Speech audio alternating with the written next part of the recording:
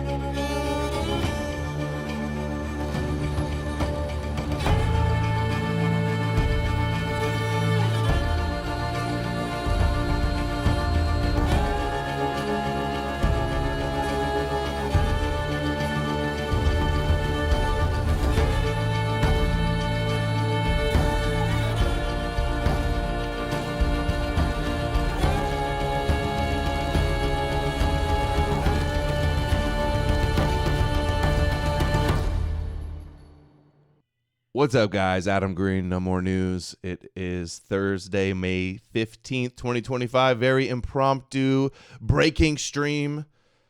15 minutes ago, Dr. Robert M. Price live stream on Gnostic Informant. Is mythicism making a comeback? It is. Rhetorical question. Started 8 minutes ago. We're going to watch it on 1.5 until we catch up to live. Already 1,300 people watching.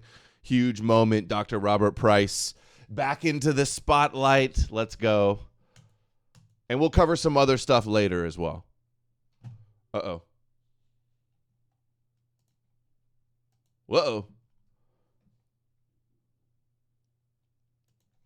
Let's go. Welcome back to the Gnostic Informant, and you are about to attain true gnosis. And as you can see in the title of this video, I'm not being too clickbaity, but I admit it might be a little clickbaity because do I consider myself a mythicist? No, and obviously you know on this channel, I'm pretty critical of a lot of various proposals or theories about mythicism.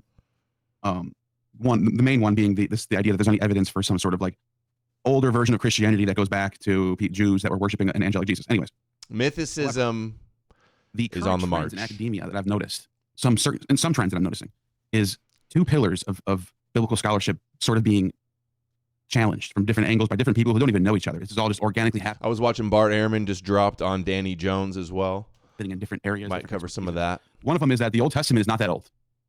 This has just been an axiom in academia since forever. That there's Hellenistic parts of the Bible. Yeah, Cyrus probably wasn't mentioned by Isaiah. I want to see the comments. There's definitely way older layers in the Bible.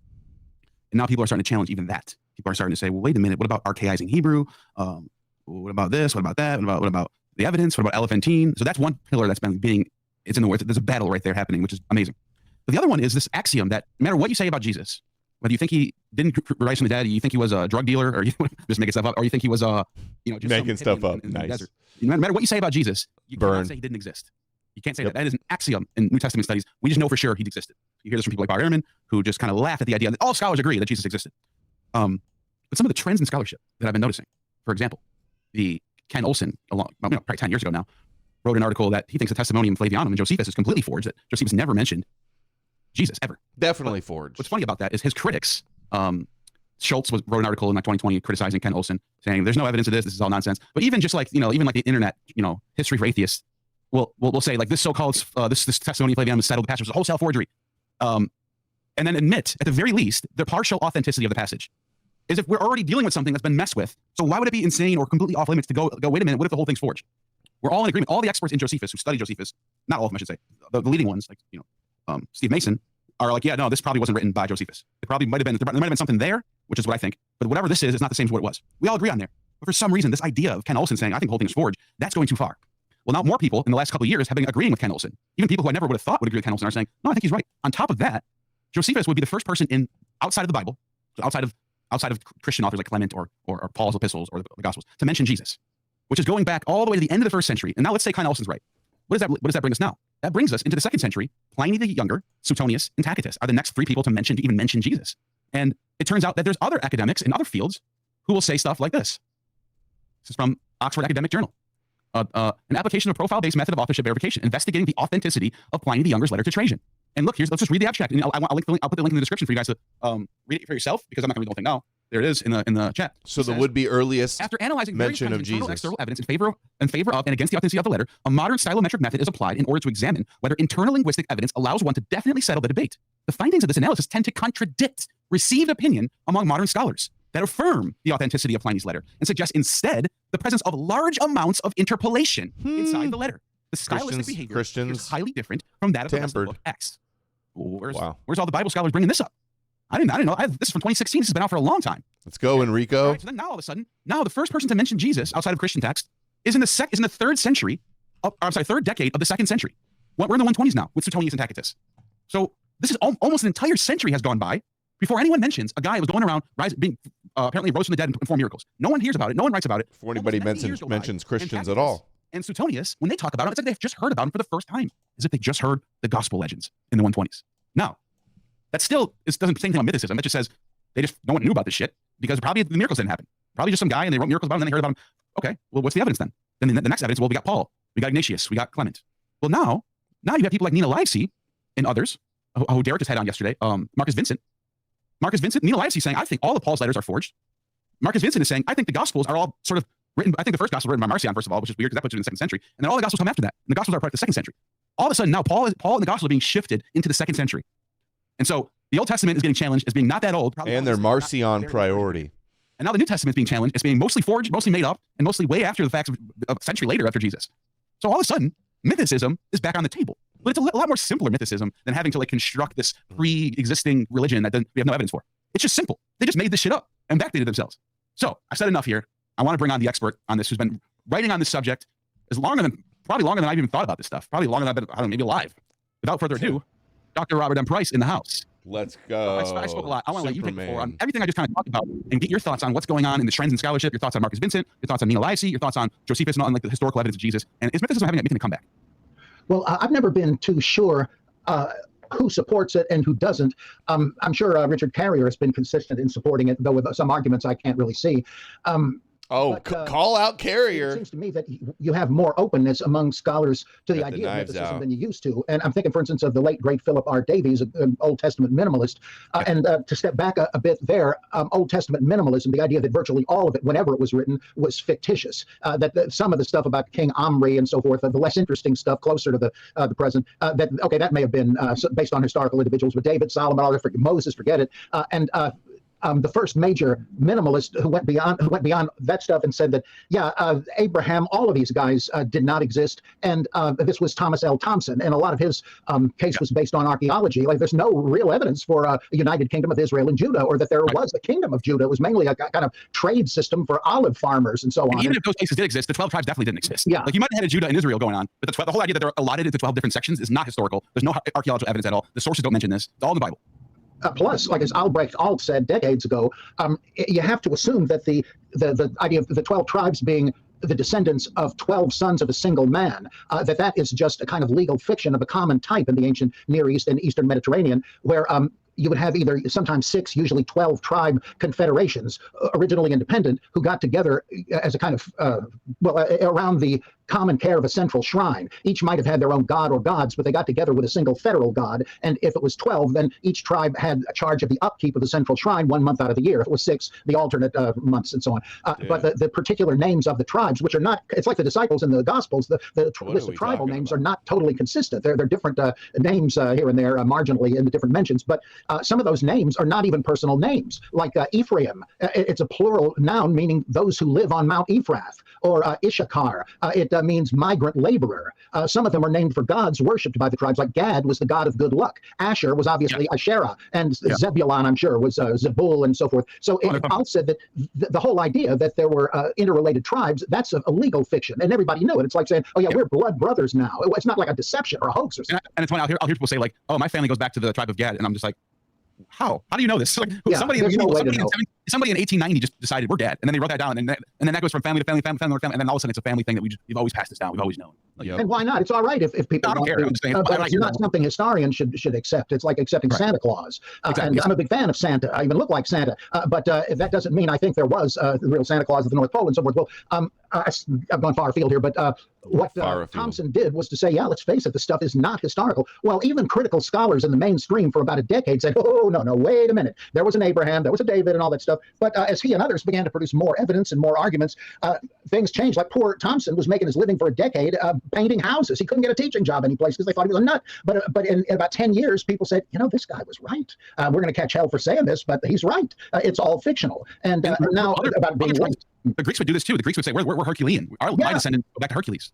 That's right. Yeah, it was a common thing. And in a way, it's like saying, here's the person I think we ought to model ourselves on. Like the Stoics used Hercules as a moral example and so forth. Well, this is just a notch over from that. Well, Davies was one of these minimalists, and he and others began to say, a lot of these archaeological and literary critical considerations are equally applicable to the Gospels. Who knows if that is any more history-based? Maybe not. And of course, there had been mythicists before this, but it was always viewed as a kind of harebrained tinfoil hat kind of a thing, but not so much anymore. And I, for a long time, I was like a Bultmannian. I said, yeah, there must have been a Jesus. It was some kind of a prophet of eschatological repentance, like Albert Schweitzer said, and so forth. And he got transmogrified in legends, and Easter probably was based on some kind of visions these guys had. But then what really notice how all that's all just probably, I don't know, none of that is that what everything he says, because I actually really like Albert Schweitzer. I actually really think his book's awesome.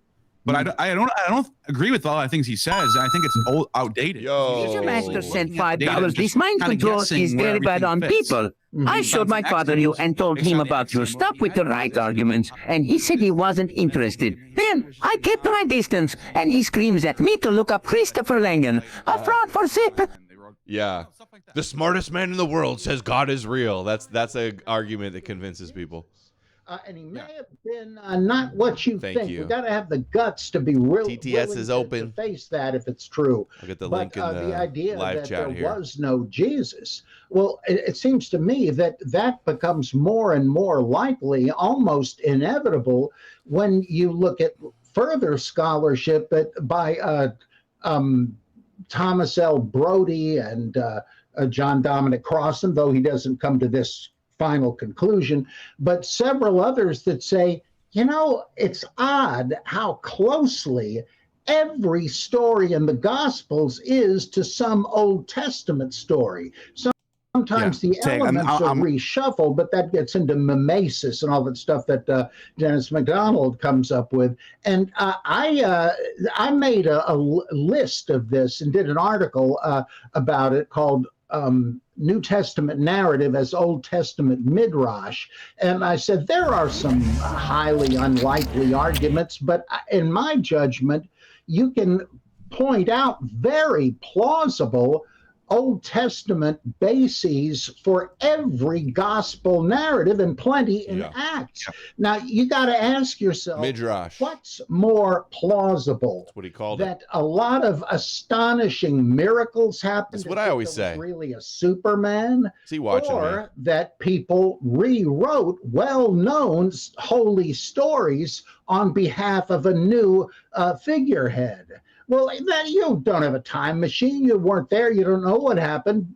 historians deal in probabilities. That's and the main question. The idea that is it more likely Jesus multiplied fish and bread? This is my exact argument. You guys hear me in my debates, right? Every time. Elijah this is what I go already with. Had done it, etc., etc. You got to say, well, yeah, it looks like it's rewritten from the Old Testament. And I suggested to Marcus Vincent once, I said, I see you figure that Marcion wrote the first gospel. Makes sense to me.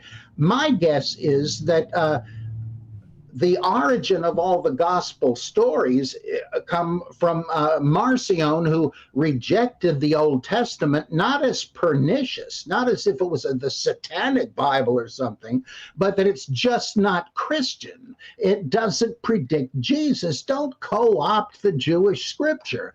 But he liked a lot of it. Who wouldn't? And so he rewrote that about Jesus, and which is not far away from what more Orthodox Christians said for a long time, that all these things were typological anticipations. Yeah, Jesus is just like Joseph and all that, but it really happened. Come on. That's what, but it was on such a basis that they said, well, if Joseph did it, Jesus must have. Oh, we're live. Did it, Jesus must have done it. And if that's the case, then what evidence can there be for a historical Jesus? Conceivably, Myth Vision, one, but it's an unnecessary hypothesis now. Myth Vision and Bob had a falling out, and he says, I love that this stream is happening. He's the one that wrote the testimony. The mythicists are coming back. I think it's a decent... Carrier never left, should be taken seriously, that theory. But he wrote this text right here called Preparation. Historicists are about to take the final L. Preparation. I'm telling you guys. Evangelica. And in this Price book, doesn't charge anything. With this book is so exactly what you were just describing. What is he doing? Is he going to the prophets and talking about them, how they prophesied Jesus? No. He's going to the Greek philosophers and to the ancient pagan, like Phoenician sources. He does have Jewish he loves Jewish superheroes. Plato said, things that Sanchuniathon said, Philo, Biblos. He talks about Zoroaster and things that were done in Homer. Things from Homer's epics that point to Jesus. I gave him a couple questions. Hopefully he asked them. Even the Greeks didn't even realize, but the hand of God was there. The muse was behind them.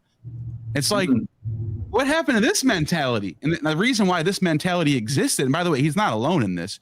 Firmicus Maternus was a writer who also wrote very similar style. Justin Martyr did this. Clement of Alexandria did this. Peter Master sent $5. This Chris Langen claims to have an IQ of 200 and is the most obvious fraud. My father even said I should be open-minded and couldn't even quote the guy except he likes a story he told. So-called morals and values. Yeah. I saw an interview. I think I saw it might have been a Professor Dave video he did on Chris Langen, the smartest man in the world. I suggest people watch that. That was good. And yeah, his argument for God was nonsense. They all dabbled in this idea that the Greeks had, some inspiration. Plato was like Moses, but just, of a Greek Moses, all this kind of nonsense. But the point is that the reason why you have this kind of stuff, because they had to deal with the pagans in this time. The pagans were still around. How do you get them over? How do you get them to join your movement? And this is why you don't see this anymore. You don't get Christians today digging into Homer looking for Jesus. Because there's no reason. Lewis adopted that basic idea. He said that all of the pagan myths of divine incarnation and dying and rising gods were little glimpses. It's almost a Jungian thing that these were archetypes, you might say, that expressed the yearning of people for a savior to come in real life. And finally, like the famous title of an essay of his, Myth Became Fact. Well, to me, all right, logically, that makes sense. It's not self-contradictory, but isn't it obvious it's special pleading and totally circular? And then the other major early Christian view, still held by some, was that all of the dying and rising gods, virgin births, etc., were satanic counterfeits in advance. That Satan understood the Old Testament prophecies as predictions of Jesus and said, I got it. I'm going to throw these buffoons off the track before Jesus shows up, because I know the timetable. I'm going to make phony copies of it so that when the real thing comes, they'll think it's just another fake.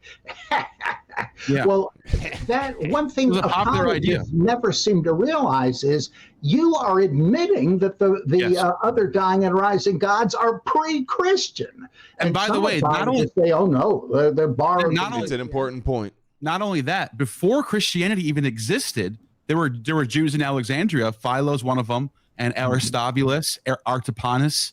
There's a few of them. That he did the hand rubbing. They're arguing. He's doing a lot of hand rubbing. Moses influenced Plato. Like, why is they're all writing? Why is Plato so similar to Moses in his view of God, the transcendent one? Well, because he had to have borrowed from Moses. That's what they're saying. And then you even got them going as far as saying that Moses is Musaeus of Athens, who was a student of Orpheus. Or I'm saying, in their version, he's the teacher of Orpheus. In the Greek version, he's the student of Orpheus. They flip it. And go, no. Moses taught Orpheus, and that's how Plato got it. But now, what does that tell you? That tells you that they're admitting that their theology is Platonic. And now Russell Gamerkin shows in detail that, the Bible stories by Moses, etc., and the law codes and all that are borrowed from Plato. So these guys the Greeks aren't doing Plato's foundational myth. Moses so similar to me, like they don't mention Moses. It's not on their radar. None of the pre-Socratics. Guess how many of the pre-Socratics mentioned Israel or Moses or the Torah? Zero. No. Master Thank you, John Master. I have been practicing various forms of paganism, including it honestly, and you have proven every argument I have used to show its superiority. You also proved Max Turner because the Kabbalist on your show said they want to destroy the ego. Interesting. Thank you. No one talks about it. The first Greek to mention Israel is Hecataeus of Abdera. Maybe all we have is pseudo Hecataeus and I think he did. I think I'm fine with accepting the fragments. So we're talking 320, first time the Greeks start writing about Israel, and it's very similar to in Christianity with the Romans finding out about Jesus. Way later in the game, 2nd century, all the way in the third decade of the 2nd century, they're finally learning about Jesus, all of this great Messiah, right? And so, like, I don't know. The dates are shifting. We're moving farther into the future for both Old Testament and New Testament. They're both moving along at like a scale, like a gradient scale. Yeah, the pretense of antiquity was sort of a way of saying that we're dealing with ancient, eternal truths here. It's the more venerable, the older it is. But there are already hints that people knew that wasn't the case. Like in 4th Ezra, there's this very strange story that just after the exile, God told Ezra to mix up some vision. Henrathelian sent $20 on Rumble. Thank you. Some of the voices are annoying, but others are hilarious. Have you done any stuff on Freemasons? They are building the Temple of Shlomo and have a temple in every town in North America. Yeah.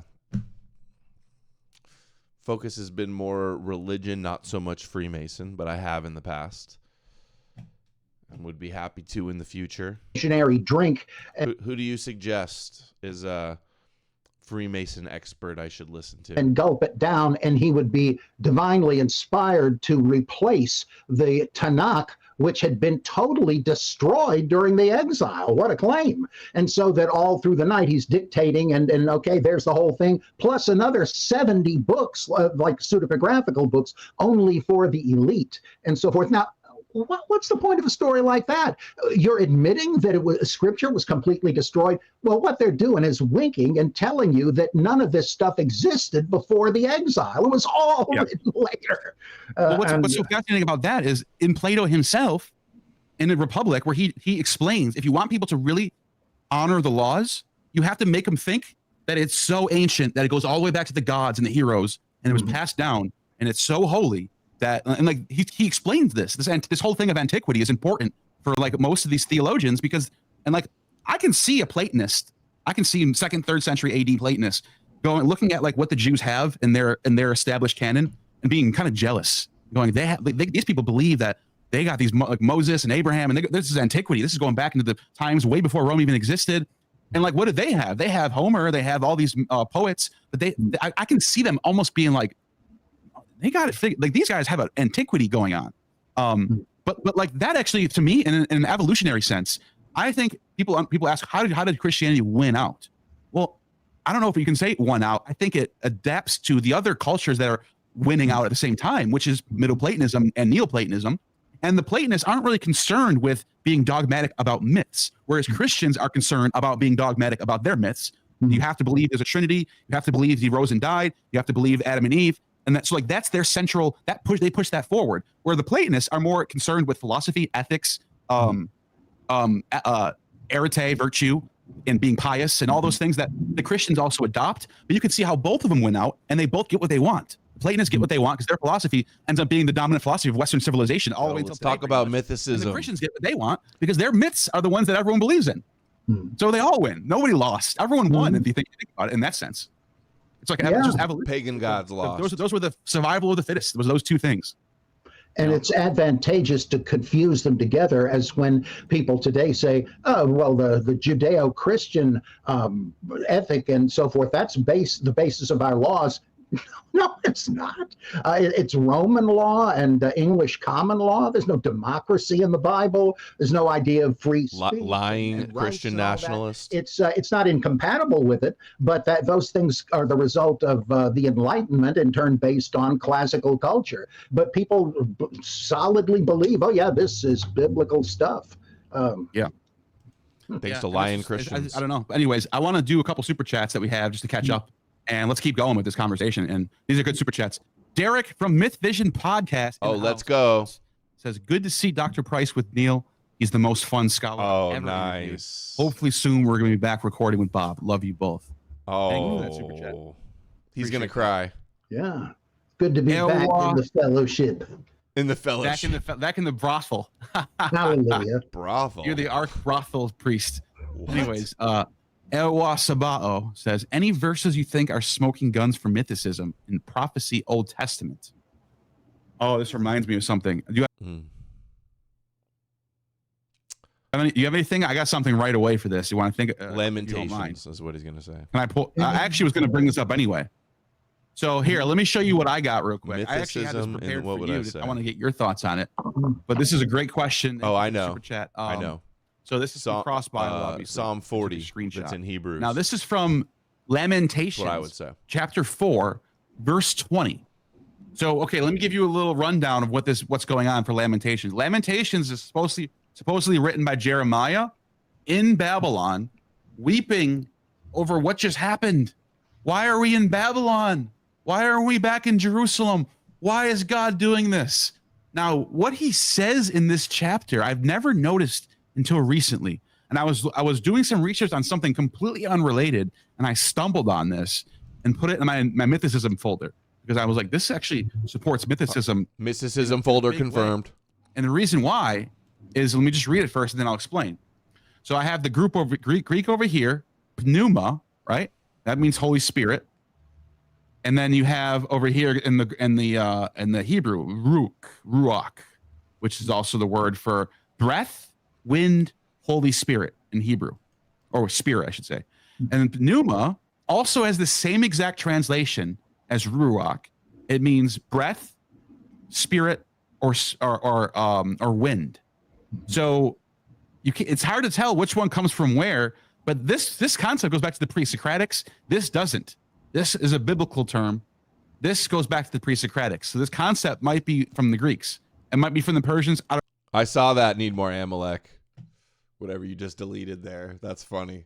I don't know. I'm not talking about that right now. He's got his mythicism folder. Then it goes on to say, Christos Kurios Sunelithen, the Lord's anointed, and I think this is a bad translation. It should say, our Holy Spirit, I think it should say. The Lord's anointed, Holy Spirit, was caught in their traps. We thought that under his shadow, we would live among the nations. Jews live among the nations, especially Edom, under the shadow of Jesus. The anointed, the Lord's anointed. This is Lamentations 4, right? The Lord's anointed. The breath, God's breath, the pneuma, like Paul uses, was caught in their traps, the traps of the Romans. A prisoner in a foreign land, a root in dry ground. We thought that under his shadow we would live among the Goyim, like they live among Christianity in Europe, in the Gentile empire nations. Live among the nations like the scattered divine sparks of the Jewish souls are trapped under the klipa. The darkness, the shadow concealing and surrounding them, the peel, the husk of them. Is that where they got this? Living among the shadow? And then it says Edom. So Jeremiah, you will be drunk. Like Edom is to be drunken. Now this becomes the imagery of like pouring out God's wrath, like with the cup. A messianic prophecy. Whenever you have Messiah, right here, Messiah, and then you have Christos, Christ, Messiah, Hebrew Messiah, Greek Christ, and he's caught in the traps. He says, our very spirit, look at this right here, our very spirit, the Lord's anointed, our very spirit was caught in their traps. We thought that under his shadow, we would live among the nations. Are you serious? That sounds like what happened after 70 AD in Bar Kokhba.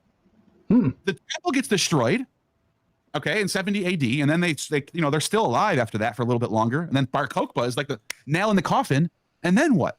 And then all of a sudden, this is a reality now. The Lord's anointed, the Holy Spirit, was caught in the traps of Rome, and now the Jews are going to live among the nations. The next verse is even more important, because then it says, rejoice and be glad, daughter Edom, which becomes Rome later on, you who live in the land of Uz, but to you also the cup will be passed. You will be drunk and stripped naked. It's almost like a picture of what happens in Revelation. I believe there's other verses too about Edom being drunken. It's a common theme. A motif of the God of Israel is the enemies of the nations become drunken. I don't know, like under a spell, drunken with Rome, being deceived. So I can see Christians in the 2nd century or maybe late 1st century going back to Jeremiah, digging for messianic prophecy about a fallen dead Messiah. And this is I don't know, what do you think about this? A fallen dead? Is that what Jesus off here?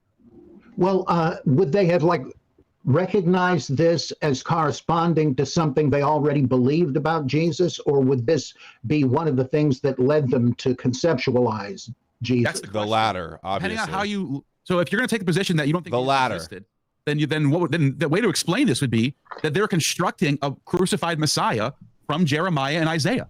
Obviously, Isaiah's got the suffering motif. And then right here in Jeremiah, well, this is actually Lamentations, but it goes along with Jeremiah. Jeremiah is saying that the Lord's Messiah, the Holy Spirit, the pneuma, by the way, we shouldn't look at the Hebrew for determining what Christians are doing. We should look at the Greek, because they're reading the Septuagint. So it literally usually has that pre-Socratic buzzword, the pneuma. So the spirit of the Lord's Messiah, the spirit, our spirit, was caught up in their traps, and under his shadow we live among the nations, is what it's saying. That sounds like a messianic verse. Now, the other option is, let's say... See through it all says the Edom spell is being broken.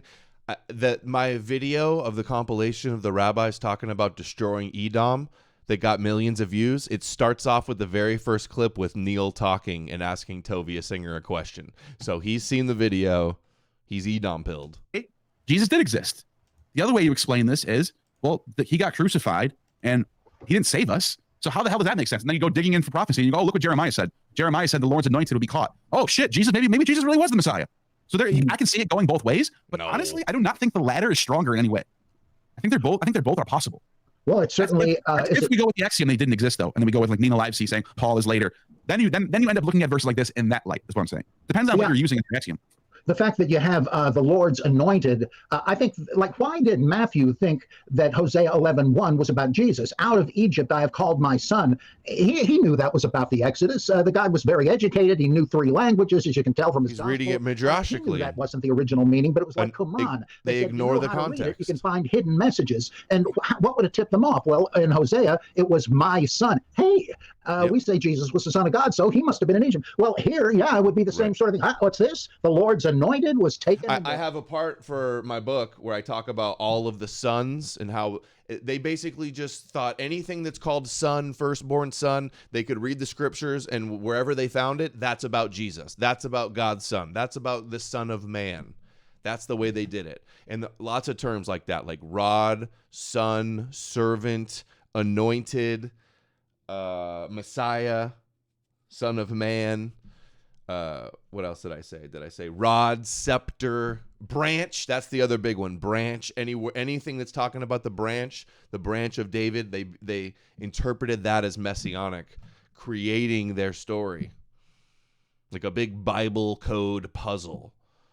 Their pits. Well, maybe there's this hidden message about Jesus. These guys weren't like Hal Lindsey saying that these were explicit predictions that any idiot could have seen. That it was more sophisticated, though also arbitrary. They were decoding the text, not to prove Christianity, but in light of Christianity, they said, now we can recognize after the fact things that were, that's what led to the invention of Christianity. Predicted.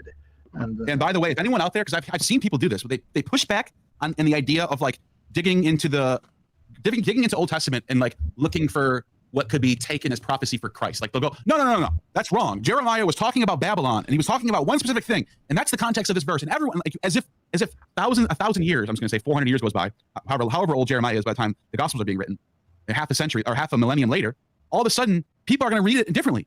The context is going to change. They're going to read it and they're going to think about their modern times. And by the way, if you think that I'm just making this up because I just decided to, this is what Josephus tells us in the Jewish War. He loves about the Essenes. I actually can pull this up. I actually have a book. The Essenes, rewriting and making prophecies. In the Jewish War, he says that he gave me this and he told me this and I'm putting it in my book too. It's already in there. Their practice among the Essenes is to go into scripture and rewrite scripture for modern events. He says it right here. I'm going to pull it up in a second. But anyways, what are your thoughts on that while I pull this up? Yeah, in fact, and that's what the Dead Sea Scrolls are doing. That's what the Essenes are doing. That's what Christianity is. An example of this that isn't about Jesus, but shows the same kind of quasi-methodology. You know how some people say that Jeremiah was predicting and condemning in advance Christmas trees, where he says they take a tree from Jeremiah 31 is where they get the new covenant forest and hang gold. Which the Dead Sea Scrolls, it wasn't Christians that came up with new covenant and Paul that came up with new covenant or Hebrews. It was in the Dead Sea Scrolls before Christianity because it straight up says it in Jeremiah 31. Silver upon it and so forth. And they say, oh, that's Christmas tree ornaments. No, it's not. It's just like in Isaiah where it says they cut down a tree trunk, strip it of the bark and branches, and then gild it with gold, and the idiots worship it as a god even though they created it. That's the point in Jeremiah. And it might be, this is the thing you're pointing out with Jeremiah or Lamentations. It's like as if Christians said, oh, yes, I know it was originally about making idols out of trees and all that, but now we can see it was predicting prophetically having a Christmas tree in your living room. I don't think anybody does that. They think that's literally the point of it, but it's the same kind of decoding exegesis. Yeah, I'm still looking for that passage, but yeah, Midrashic decoding this idea of like Pesher. They're constructing. So there's no doubt that they're using Old Testament motifs to construct the life of Jesus. When you start getting into that, you're already giving away the historical aspect of this, because the idea that this guy was just walking around doing things that mirror everything in the Old Testament.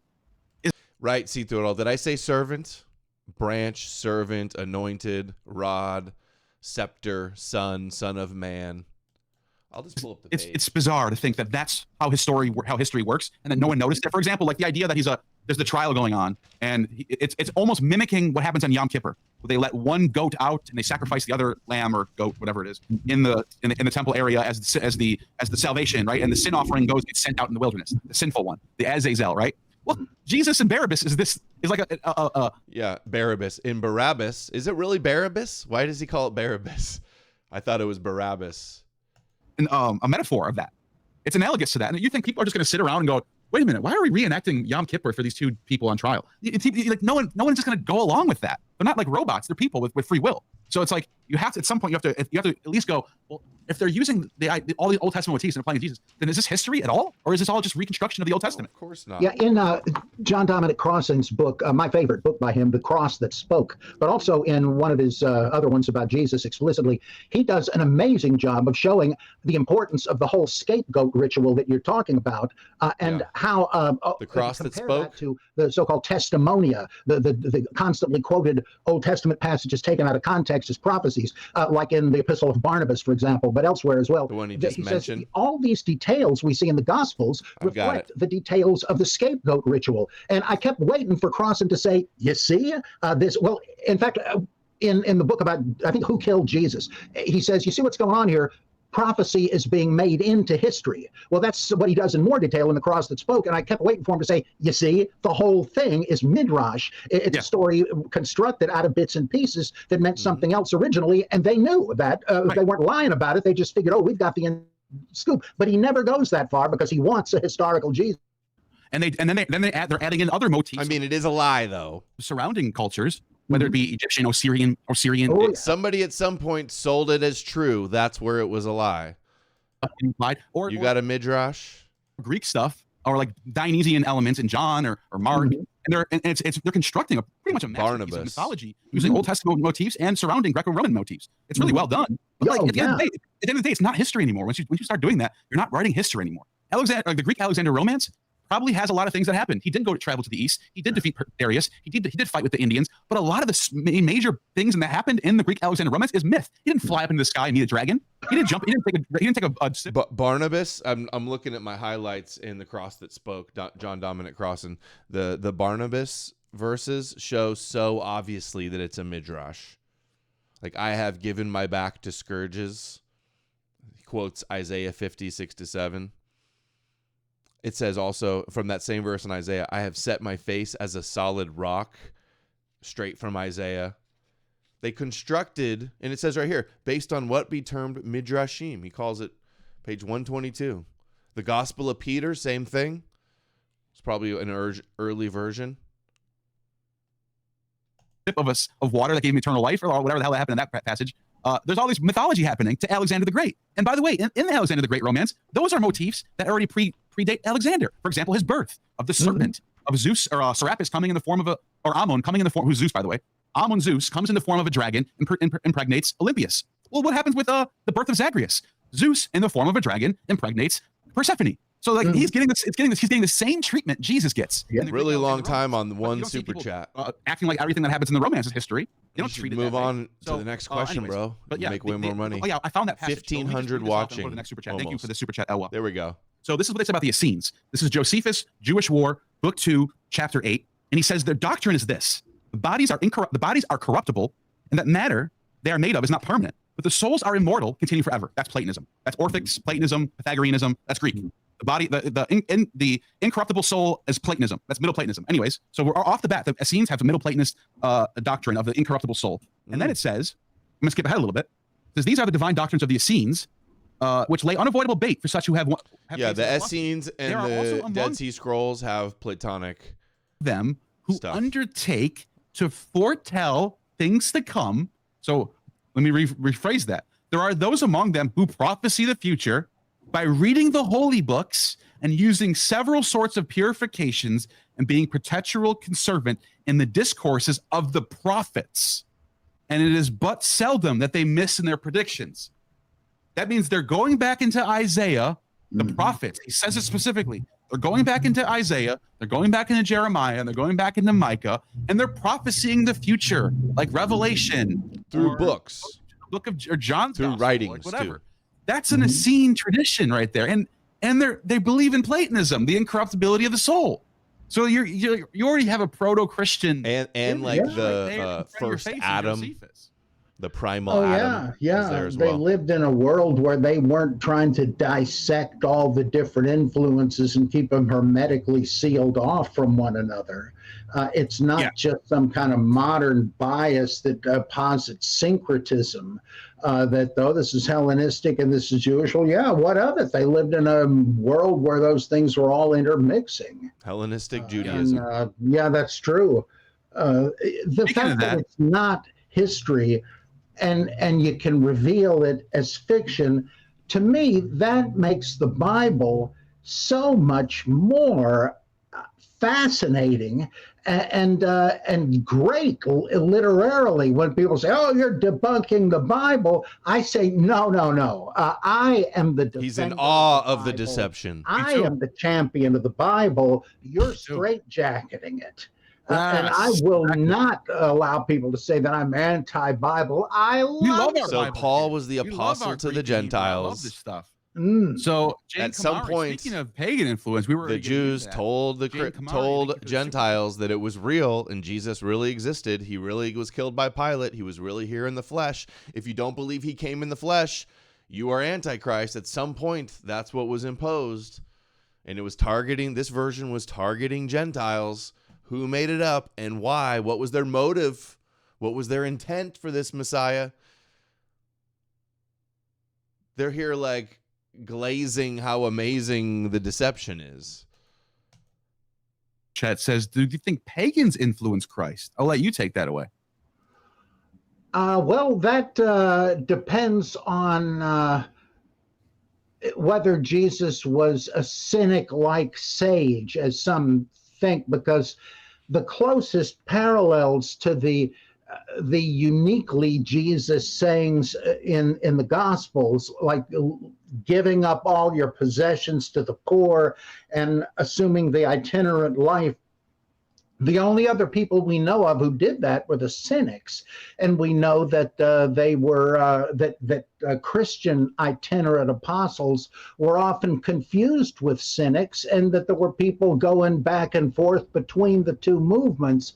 And so, if that is so, then you've got definite Hellenistic influence there. But then, Martin Hengel, a pretty conservative scholar, he said, look, Palestine was saturated with Hellenism and had been for a long time. The institution of a rabbi with disciples comes from...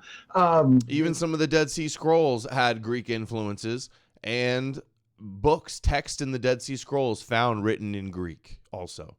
From the Plato's Academy and the Peripatetics, the approach of allegorizing scripture, and these aren't like Philo, the Greek Jew that was doing it as well. And greater, interpret this one by that one. This is all borrowed from Hellenism. Not that that is some betrayal of Judaism. These people were broad-minded and educated. They knew something was good when they saw it. And just like the Greeks and Romans, like when Greeks discovered the religion of Osiris in Egypt, what did they say? You know, this sounds so much like our Dionysus. They didn't say it must have been a satanic imitation. They said, I bet this is the same God with a different local name. Syncretism was just common sense. Yeah. And Judaism participated in that. What's the problem? Well, I'll tell you what the problem is. Apologists want everything in the Bible and Christianity to be directly revealed from heaven. They want it to be good news, not good views, as the slogan goes. Yeah. And so if you say, well, they probably derived this from that. Oh, no, they didn't. They got it directly by divine inspiration. That's just not a historical way of looking at it. Yeah, and so as you mentioned, this region was completely Hellenized by the time you get to especially the late 1st century, where we're talking now it's completely Romanized and everything. But the Greeks were there. The Greeks get there after Alexander the Great. By the way, this place right here, Benias, I was there myself. There's a natural spring in a grotto where there is a temple to the god Pan, built by the army of Alexander the Great on their way down to Egypt. So there you have sanctuaries of Greek gods all over the place. By the way, this is right near Nazareth. So this is like, if you know where Golan Heights is, it's less than an hour away. It's I don't know, I would say a half hour, maybe 40 minutes. Look, there's Lake Tiberias is a small lake. I was in Lake Tiberias. I went on a boat in there, very, very tiny. It's right there. And so there's the worshiping Pan there. Anyways, by the time you get to the 1st century AD, you have the theater of Sepphoris, which is even closer to Nazareth. Sepphoris basically is Nazareth. I mean, it's like saying Boston and New England, like they're the same region. Like Sepphoris is the greater city of the Nazareth, what we would say Nazareth region is. Nazareth is like a little outside hub, like a little suburb of Sepphoris. In Sepphoris, where Jesus, if he lived, really would have, if Jesus did exist, he would have been there. He would have been trading there, going to the market there. They have a giant theater in there that was probably built by Herod in that early 1st century. And so is watching theater, Dionysus plays, what's going on?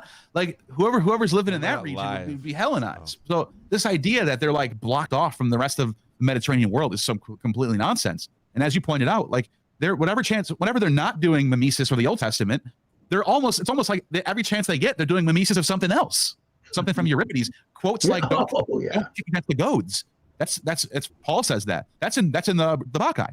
Yeah, loads of stuff in Acts is from the Bacchae. Yeah, it's like if I said to you, Houston, we have a problem, you would know that's a cultural phrase that's been used over and over and over and over again. Well, those type of cultural phrases end up in the New Testament all over the place. Like Cretans are always all liars. You find that in Titus. That goes back to a bunch of different writers, going back to a myth about Medea, going back way into the classical period. So like this, they're locked in step with the rest of the surrounding culture. They're not different. In fact, that one has to do with dying and rising gods, because Epimenides there are two. Acts has one half of this, and Titus the other, because they're both written by the same guy. Those New Testament books. Cretans are always liars, evil beasts, lazy gluttons, for they say Zeus, you were killed and your tomb is on display in Crete. But thou art not dead. In thee all things live and move and have their being. That's the whole thing. Well, they're talking, this is about Zeus being gored by a boar, just like Adonis, but rising from the dead. So that's even tucked away. And you're right, because they're talking about the tomb of Zeus. And people are going, no, Zeus doesn't have a tomb. Zeus is immortal. But there are other people on the other side. The more I guess you would say, like going towards, they're modern in their sense, because they were thinking, no, the gods actually lived on Earth, and Zeus had a body and he had a tomb. And they were arguing over that in the same way that the Christians are arguing with the Docetists over if he had a body or not. Right. So they have the same issues going on. But as you pointed out, Epimenides goes back to the 6th century BC using this phrase: Cretans are always liars, evil beasts, idle betters. And then Callimachus also uses this in the Hellenistic period. So this is well known. And then obviously the epistle to Titus. But the original context actually goes back to a story of Medea calling the Cretans liars because she didn't get voted as being the most beautiful. I don't know why they don't have it in this article. But yeah, it's in. But yeah, that's what happened. There it is. According to Ptolemaios Kennis, Thetis and Medea had once argued. And the reason why I'm reading this is because people say, well, that doesn't make it pagan. That makes it more philosophical. The philosophers, that's not pagan. Well, no, you're wrong. It is pagan, because look what Ptolemy kind of says. Thetis and Medea had argued in Thessaly over which was the most beautiful. They appointed Cretan Idomeneus as the judge, who gave the victory to Thetis. In her anger, Medea called all the Cretans liars and cursed them to never say the truth.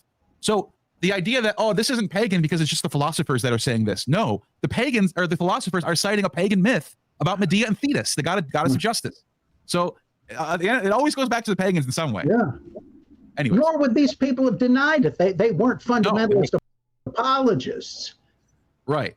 And just to show people what happens here, how the Christians take this over, you get the epistle to Titus, one of Crete's own prophets. He calls him a prophet. Yes. He doesn't call him a fallen pagan.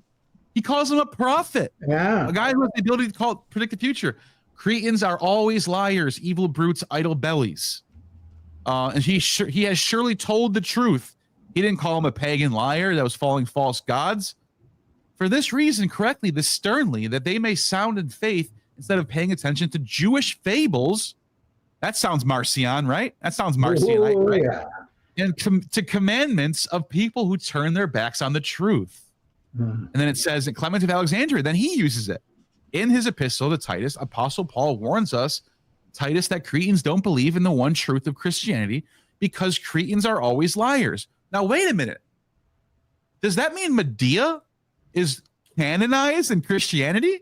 Because Medea is the one that made this prophecy, and it came true according to the Christians.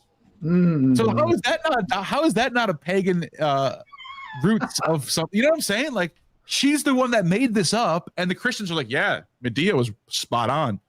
Good old Saint Medea. Isn't that crazy, though? Wow. But anyways, any more examples of paganism influencing Christianity? Oh, my God. Examples of pagans influencing Christianity? I think we named a bunch of them.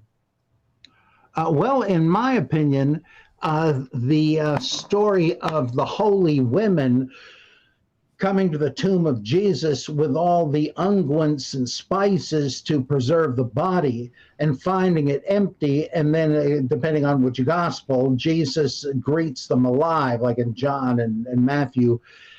And I think this is impossible to prove. I admit that.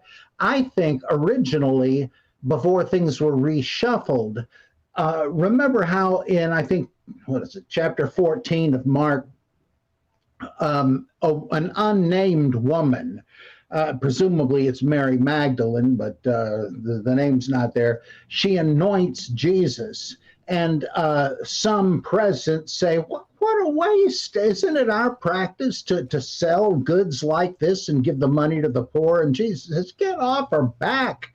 She's doing a special thing for me. She's kept it for the day of my burial. What?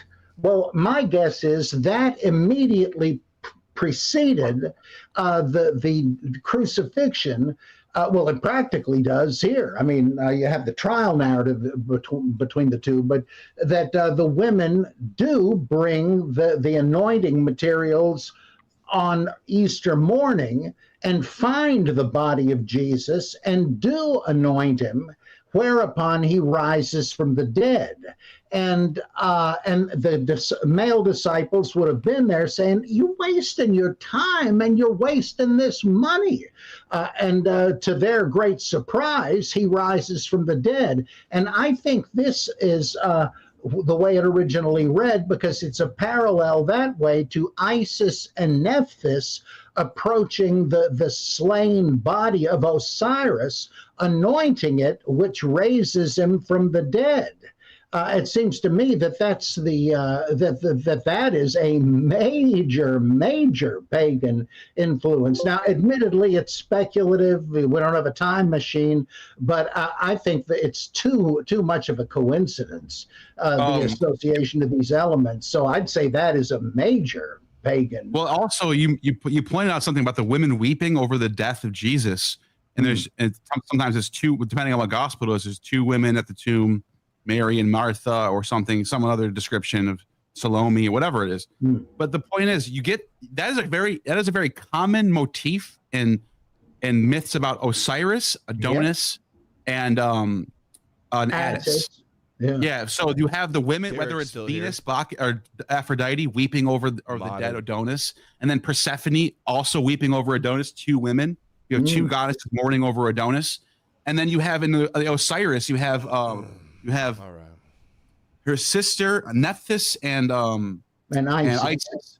Isis and Nephthys are weeping over the mutilated body of Osiris. They're trying to put it back together, and it's two women, and their mourning is magic. And by the way, this goes back to ancient Babylonian rites, where Ishtar mourns over Dumuzi. I know, huh? We need a super chat to get us back on track. This motif of the women mourning is what is like. To me, he's probably backed up on super chats. It won't even play. He won't even get to it till the next hour. Well, the way I exegete that is they're saying I gave him questions too. If you have women mourning over you at your death, you're immortal. Like you are going to be remembered for who you are, because you were so great in your lifetime that when you died, people were crying over you. And it's like I think it says something about the culture of people who bury their loved ones, and they see good people being buried, and they're seeing women crying, and then they see bad people being buried, and there's no one crying. So then people are putting together, this is divine. For someone to die and have women mourning over them is a divine thing. That's that's how I take it. Plutarch, I believe, tells us about what is it, Cleomenes, or it was a radical king of Sparta who was kicked out of office because of his plans for land reform, and he was raising hell all over the Eastern Mediterranean, and they finally killed him, and one of the soldiers poked the body with a sword to make sure he was dead, kind of like in John 19, and they left the body on the cross, and I think a snake wrapped itself around the head of the crucified man. A super chat just came in. If he gets to it right away. And the women mourners there said, "This guy must have been get us back on track. Of the gods." I mean, there again, you've got a lot of the same elements. I don't think that's a coincidence. Or how about? He's got a lot of people watching, but not many super chats coming in. What is it that they? But I don't have much room to talk. He was tonight. Like Socrates, advocating the worship worship of new or when gods, I do interviews. Jesus and Anastasis, the resurrection goddess. You don't even know. You don't even know how true this is, because guess what's under the Jewish fables. Okay, I'll use fables instead of fairy tales. Fair enough. On a hill. Guess what happens when you walk down on the hill? Fairy tales are for white people. Socrates' prison. And they're based. Socrates' jail is right there. Wow, what do you know? And then another thing that happens in that same passage is what happens in the Areopagus is that Ares was on trial and he gets acquitted. Paul goes on trial and gets acquitted. So Paul is not only imitating Socrates, he's also imitating Ares at the Areopagus. Now you wouldn't. So these Bible scholars don't study these myths. But this goes right past them. Snake around the cross is Asclepius. Yeah, I never knew that. Wow. Yeah, it's right there. The same day I was at the Areopagus, I was 5 minutes away from 5-minute walk from Socrates' prison. It's right there, same general area. Yeah, I have the footage too. Wow. But yeah, that was a great point. I didn't think I'd bring that one up. But thank you for that super chat, Jane. Oh, by the way, did I cut you off? I think I cut you off. Were you saying something further about the Areopagus? No. Okay, I do that. I get look, Adam Green. Somebody super chatted me. Send me the 20, bro. You could debate Dr. Ehrman again with more cross-examination. Good question. What would you press him on?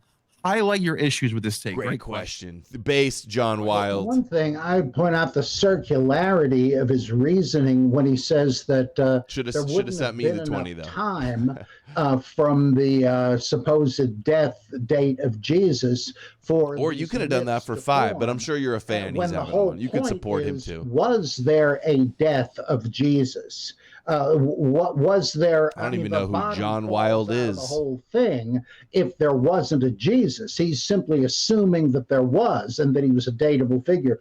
Or we have Peter's testimony about Jesus. He was his best friend and knew all about him. You mean you're assuming there was a Jesus whose friend was Peter, when that is exactly the point at issue.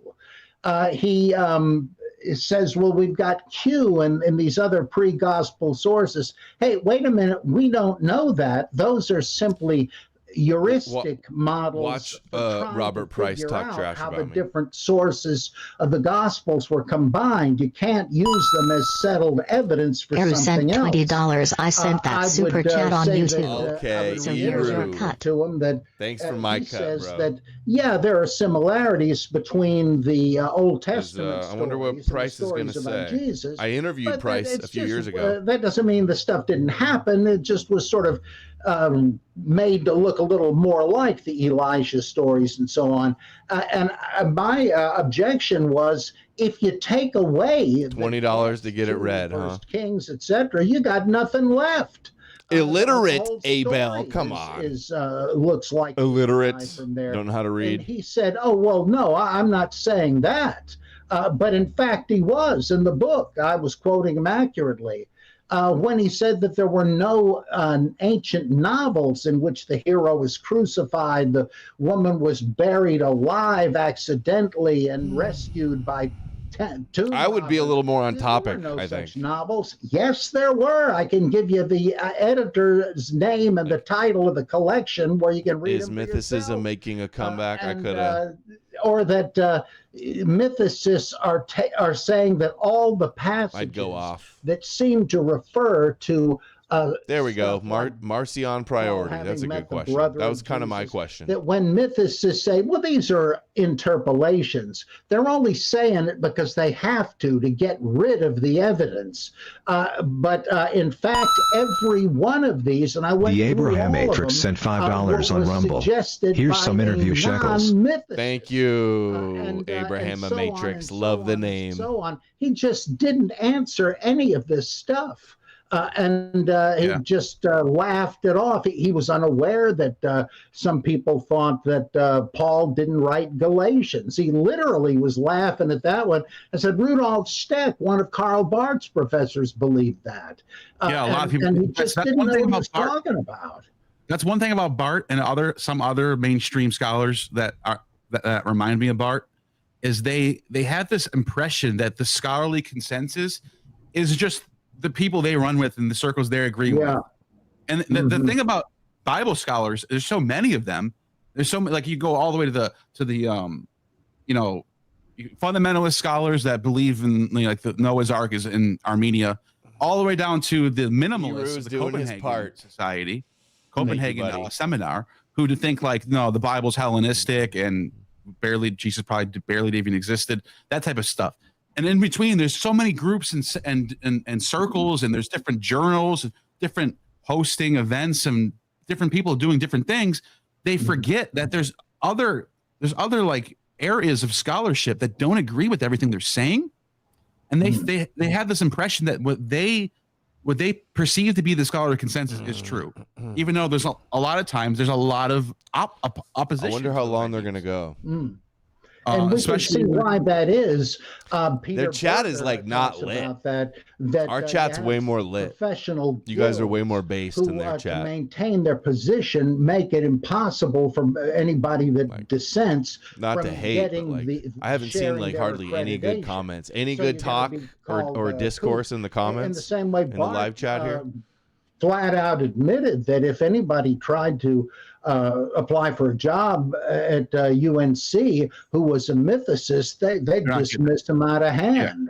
I mean, that's exactly what Berger is talking about. And it's just, this is why I suggested that we have Brother BD sent $5 on Rumble. Was called a Jew today because I posted a video of the black cube of Saturn and its connection with the three Abrahamic religions, Judaism, Christianity, and Islam. Let's say you don't get called a Jew every day online. And I do. Rejoinders or responses, whatever, by an evangelical apologist and a radical critic, and then a paper by the radical critic, the mythicist, etc., and the Bart Ehrman types and the fundamentalists responding to that, and so on, to have all three of them spotlighted. And I would love to participate in that, but I don't think anybody's going to do it. Yeah, and gatekeepers, the historicist gatekeepers. He gets all this. He's like this.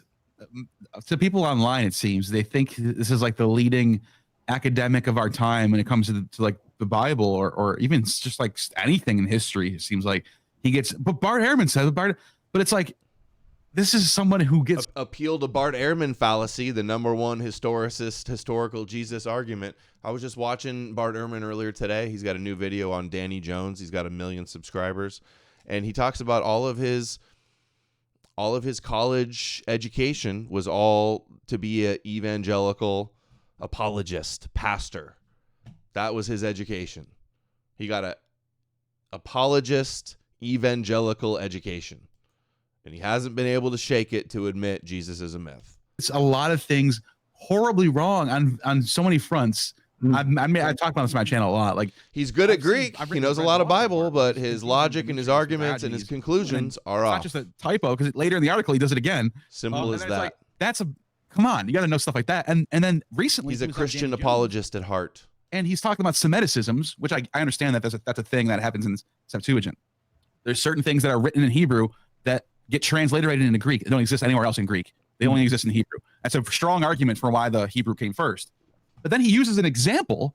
He gives an example of the Holy Spirit, and he says he didn't really. I didn't. The clip that I saw, I didn't see him finish what he was saying, but he made the claim that Holy Spirit, which is like ruach in Hakadash in Hebrew, and then pneuma or pneuma in Greek, and he made. I think he was trying to say like, oh, this is a Semiticism. But the thing, as I pointed out earlier, pneuma is already a concept in Greek pre-Socratic thought way before the Bible gets translated. So that's not a Semiticism. I don't know what he meant by that. I don't know if you just like made a mistake there, but I thought that was a bad idea. Anyways, but yeah, I agree with you on that. I think that would be interesting. I must say, though, I don't want to vilify him. He has done a lot of excellent work.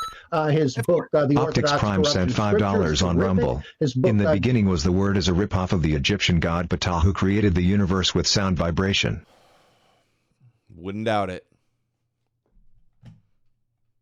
In the beginning is the Word is also a play on Genesis. Jesus before the gospel. You're saying that's where Genesis got it? It's about the oral tradition hypothesis. That's a great one. The forgery book. He's done a lot of great stuff, no question. It's just that in this area, he's ignoring some important things. No, and I agree with everything you just said. He's a great scholar. He deserves credit. He's a textual criticism genius, whatever. I don't even care. I'll give him all that credit. But people need to settle down about citing Bart for every opinion about the Bible. He's just one guy. He's not an all-knowing, not the greatest scholar ever.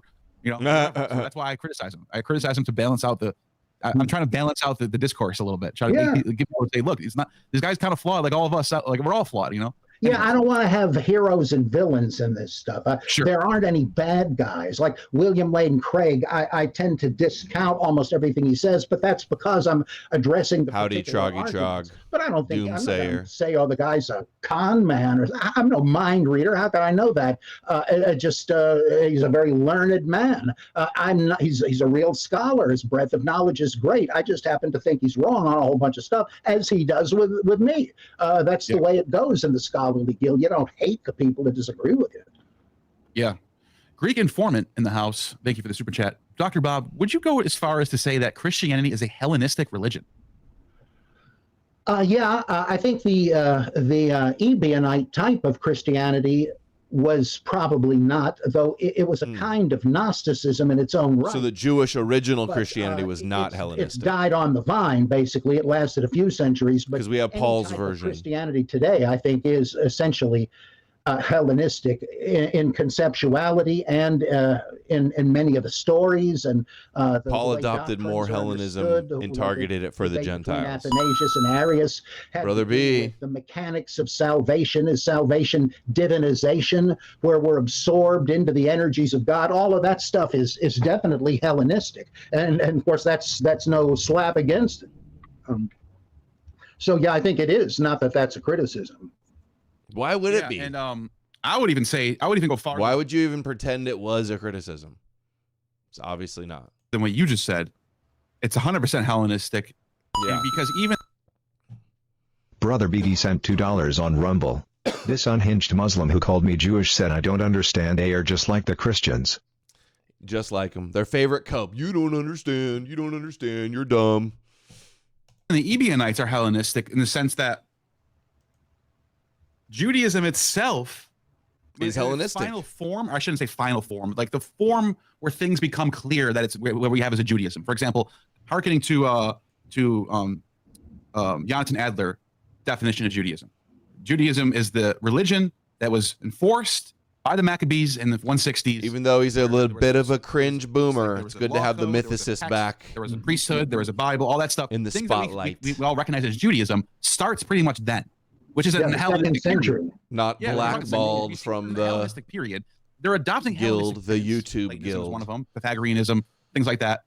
So I think by the time we get to the Essene or the Derek and Neil go full mythicist mode. Hellenistic in their own right. They're just not going along with the other trends. If Neil and Derek, they're two of the biggest Bible channels on YouTube, where they interview scholars and talk about Judaism, Christianity. If they both come out hard mythicism, like they can literally like make that the new consensus. Watch. These two guys, Jacob Berman, even I think he's in coming around to mythicism. An era. Let's do it. Christianity. But then like even if we go back to have some debates, period, where everyone thinks there was like this huge divide between what the Jews were doing and the Greeks around them, even the Maccabees who were resisting the Seleucids were still naming their children with Greek names like Jason, and they're still adopting Greek culture to a certain extent. And then the high priest, I pulled him up, Jason.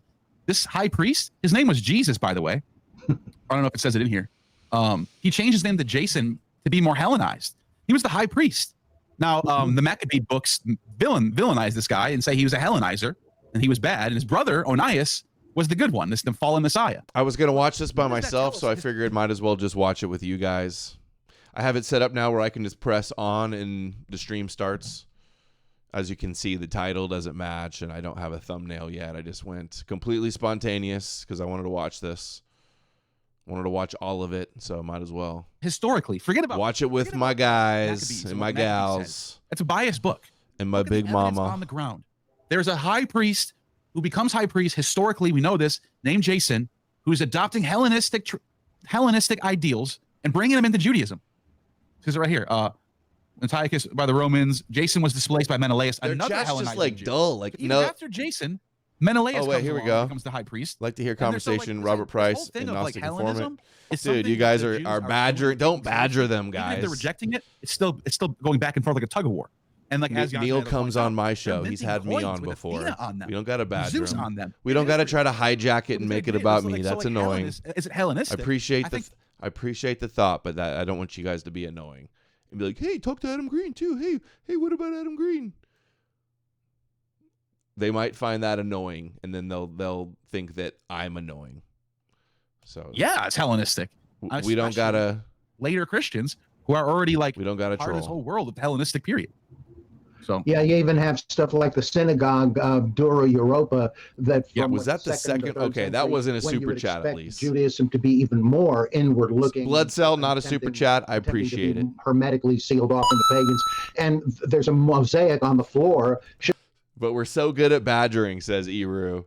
I mean, it's hardly badgering, but showing Hercules in a Neil knows I'm watching. Through the he's got my questions. Yeah. I could ask Price on Europa, if I wanted. In Seth, he would respond to me. Which is Nazareth, the Nazareth region. There is a synagogue there with a zodiac with Helios in it. Helios. Oh boy. So this is the chat didn't go on attacking me. There was one guy called me illiterate, which is just a cope and not true. So it's not like the chat came out against me or something. Their culture, like they're not. We should not look at them as something separate from the Mediterranean world. They are 1,500 people in the chat. I'm a little unentertained by the chat. Usually the chat's more entertaining to me. Carthage, as Italy and Spain and Greece and Asia Minor and Syria. YouTube normies. And so why should YouTube normie chat? One, because their book defines it that way. That it's got to be a bunch of based people. Book as 150 or now now we're just dealing in their theology. You know what I mean? 200. Are we being critical or are we doing theology? You know. So. You guys are all sub to him, right? Is still a superhero in modern America in movies and comic books and all that. An outsider would think, "Oh, you guys are polytheists. You still live chat? Oh my God, Hercules? That's no. It was censoring all the good chats. Jenna, is that what happened? Oh my gosh. Of course not. There was no. Now Hercules, it's good. Boy, it's like Superman. I didn't even know that was a thing. It has a place in culture, and you have to know something about the culture to see what the place is. Yeah, and Josephus in Antiquities, he mentions, I think I can pull it up right now. He mentions that there's a Hercules being worshipped in, I had no idea. I think Phoenicia or in the north, like Galilee or something like that. And he's probably talking about Melkart. He didn't say Melkart. He uses the Greek Heracles, right? But he says that this particular Heracles is honored with specific rituals about his death and return from life. And it uses the chat's not all that different, though, to be honest. Their chats. I don't know this. Notice the difference. Anastasius, this lift up. He uses like another word that the New Testament uses in Matthew. I can look it up. Word for resurrection in Greek. I know it's at the tip of my tongue. It starts with an E. Yeah, it's not the Anastasius. In the Greek word for resurrection in the New Testament. I know what you mean. I can't quite think of it either. Yeah, it's on the top of my head. I can't find it right now. I'll look it up as you're doing the next super chat. But I was going to say, Greek word for resurrection. The exact same word for Heracles, Melkart, and Anastasius. Anastasius. 0927@gmail.com sent $50. Nice. Thank you, Stacia, for the big power chat. Good to hear from you, Stacia. You're amazing. Appreciate you. Glad that you're enjoying this with me here. Oops. I know for a fact it's there because I did it. I did a video on this and I did the research and I had the sources. It's a matter of me finding it. But while I'm looking that up, Dr. Bob Ligma, FPV says, I find it suspicious that the first two mentions of Paul, Clement/Luke, are from almost the exact same period, like 40 years after Paul died. Thoughts? Well, for one thing, if there was a Paul, and as you know, says there was not, and she has an interesting argument. I am of the opinion that Paul, the historical Paul, was Simon Magus, as attested in Josephus, oddly enough.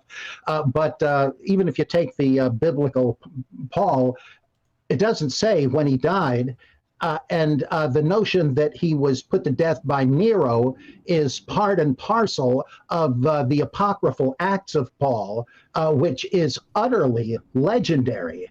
And I think the reference in First Clement, which is actually gratuitously attributed to What him. up, conspiracy truther? This refers to Paul and Peter being put to death out of jealousy, which seems to me best understood as a reference to, again, the apocryphal Acts of the Apostles, because there are 5 major ones from the 2nd century: Peter, Paul, Thomas, Andrew, and John. And in all of them, the apostle is finally martyred because jealous husbands are complaining to the authorities that these guys are charlatan, gigolo homewreckers because they're preaching the Encretite gospel. Celibacy is required for salvation, so women stop sleeping with your husbands. And so the estranged husbands get their buddies, the king or governor, to arrest the apostle and put him to death. It seems to me if that's what Clement, quote unquote, means, then you're just dealing with legend. We have no idea when Paul would have died. Plus, there's no telling whether, Luke certainly doesn't say. I mean, the end of the Gospel of Luke is Paul is last seen preaching to Jews in his when he's under house arrest in Rome. Traditionally, people thought that he then was let go. He was acquitted and went to Spain and preached there, but then was arrested again at some unknown date. So, I mean, even Orthodox tradition, for what it's worth, doesn't pretend to know when Paul was killed or how he died. And the notion that it was in 60 or something like that is simply a function of trying to historicize Paul, to hypothesize when, given this cloud of dubious, quote, information, if you can extract some likely death date. Right. So it's really impossible. I'll be right back. I'm going to keep watching on my phone. I got to go pee. Well said. I always want to put my money where my mouth is. I don't like to say things. I like to show people. So thank you for that super chat. I'll come back to you in a second. Let me just put this aside. So, okay, this was the word we were both thinking of. It was on the tip of our tongue. I said it started with an E. I said, what did I say? Ahersis? That was close. Agersis. Yeah. I knew it's something like that. Okay, anyways. It's used in Matthew. It literally means resurrection. It literally says metaten egersen, metaten ergersen, to astilten. So after his resurrection, they entered. Okay, remember that. This is the word they use for resurrection. It's not always anastasis. Anastasis means to stand up, literally. Yeah. But it's used for resurrection more often than this word is. This is a more rare word, but it literally means resurrection in every single translation of Matthew. Resurrection, resurrection, resurrection. Now, with that being said, keep that at the top of your tongue, on the tip of your, keep that in the front of your brain for a second, because this is what Josephus says about Heracles. He says, thus Menander, as they report, you can look this up for yourself, go to look at the Greek too, check the Greek out, Antiquities 853, refers to the festival of the resurrection of the Tyrian god Heracles. It uses the exact same word, egersis. Egersis. So Josephus talks about, and by the way, if you pull up the translation, the common translation that everyone uses, by William Whiston. No offense, William Whiston, you're outdated, because he uses reawakening. He uses reawakening. But that's cheap. That's a cheap shot. If we're going to use resurrection from Matthew, then why weren't we using resurrection for Heracles? It's literally a resurrection. So same word, and it's a festival of the resurrection. And by the way, I found an article on this from a scholar of Phoenician religion. She said this happens in the springtime. So now I got to put my money where my mouth is again. I'll pull that one up. Hold on one second. While I pull that one up, Matthew Lambert in the house. Thank you for the super chat. Dr. Price, what do you think, if at all, we could find that would be a smoking gun for mythicism? Great question. Well, I think you could have a smoking gun to refute mythicism if you found some ancient papyrus letter, of which there are many surviving, where someone just happens to mention, for instance, that they saw the famous Jesus speaking to the crowds on a recent visit to Jerusalem, and not an attempt to glorify Jesus or to say, oh, you got to believe in Jesus and all that, but just a reference to having seen a famous person. To me, that would be hard to explain as some kind of fiction. And I would say, okay, I'll grant that there must have been a wise man. No evidence is no evidence. We don't have anything like that now. And given that the lack of it is not proof that there was no historical Jesus. But if we did have that, I think that would tip the scales. And maybe such a thing will be discovered. Who knows? Thank you for that. I appreciate that. That's a good point. Now, remember, I always say I always put my money where my mouth is. Whenever I make a claim about something in the sources, I want to make sure everyone knows that I'm not just saying that out of my ass. So this is an article from Robin Jensen and Melkart and Hercules, a study of ancient gods and their influence. Now, check this out. They point out that exact, so the same thing that Josephus was talking about, where that resurrection gets, this is what she writes. The Phoenicians were no different than many other cultures. They needed a god whom they could properly idolize. Melkart fulfilled this need in several roles. He was known as the mighty hunter and played the central role in this Phoenician spring festival, during which he died and was resurrected. Come on, man. Really? The same time of the year? Really? Same place? Same area? Right there. Phoenicia's right next to Galilee. You know what I mean? You got a god that dies in the spring and resurrects. And they have a festival for him in that time period. So I'm just pointing out things that are true. You can get mad at me all you want and say I'm connecting dots that shouldn't be connected. But well, this God is mentioned in the Bible because this was the Baal that Jezebel was promoting. Yeah. Baal, Melkart, Hercules. Yeah. So, by the way, that article is from Studia Antiqua.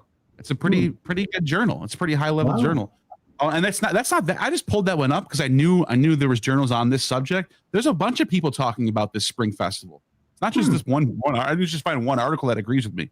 This is well established that the Melkart festival was in the springtime, and it makes sense. Oh yeah, it makes sense because the spring is the resurrection of life of the year. So it's like what. This is another thing about mythicism that we need to address. You have a god. Oh, so let me actually. I just thought of something. I don't know why I haven't brought this up yet. Let me go back to that super chat. Where was it? This one. Oh wait, this one. Smoking gun for mythicism. So, there's a book right here by Robert Turkin.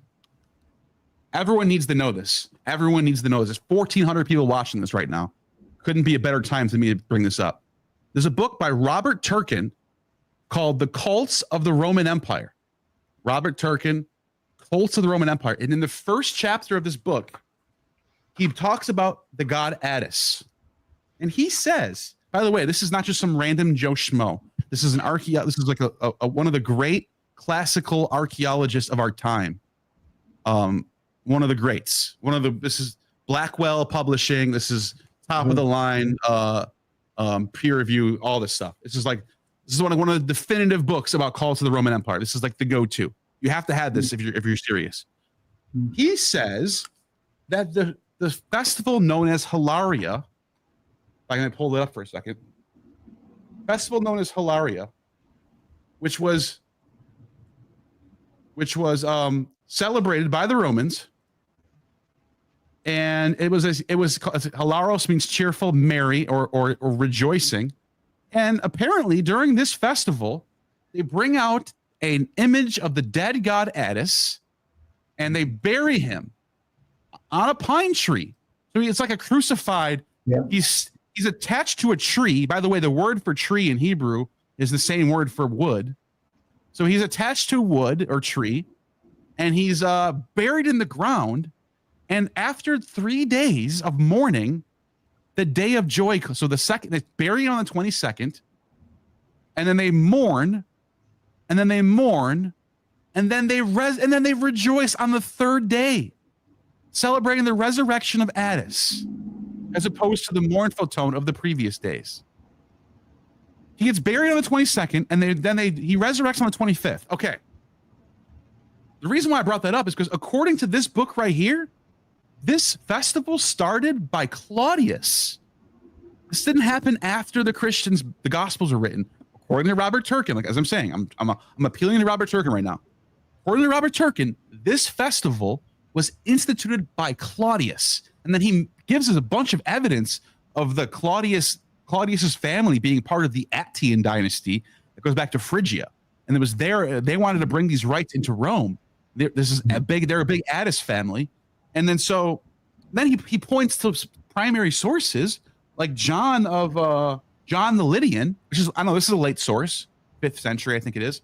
John the Lydian says that he also says that this festival started under Claudius. And then we also have the evidence that during the reign of Marcus Aurelius added a day to the festival. So if the festival didn't exist, how is he adding days to the festival?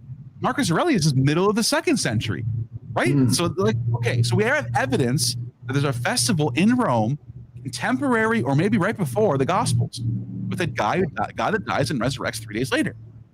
So I brought that up to say, when we're looking at historicity,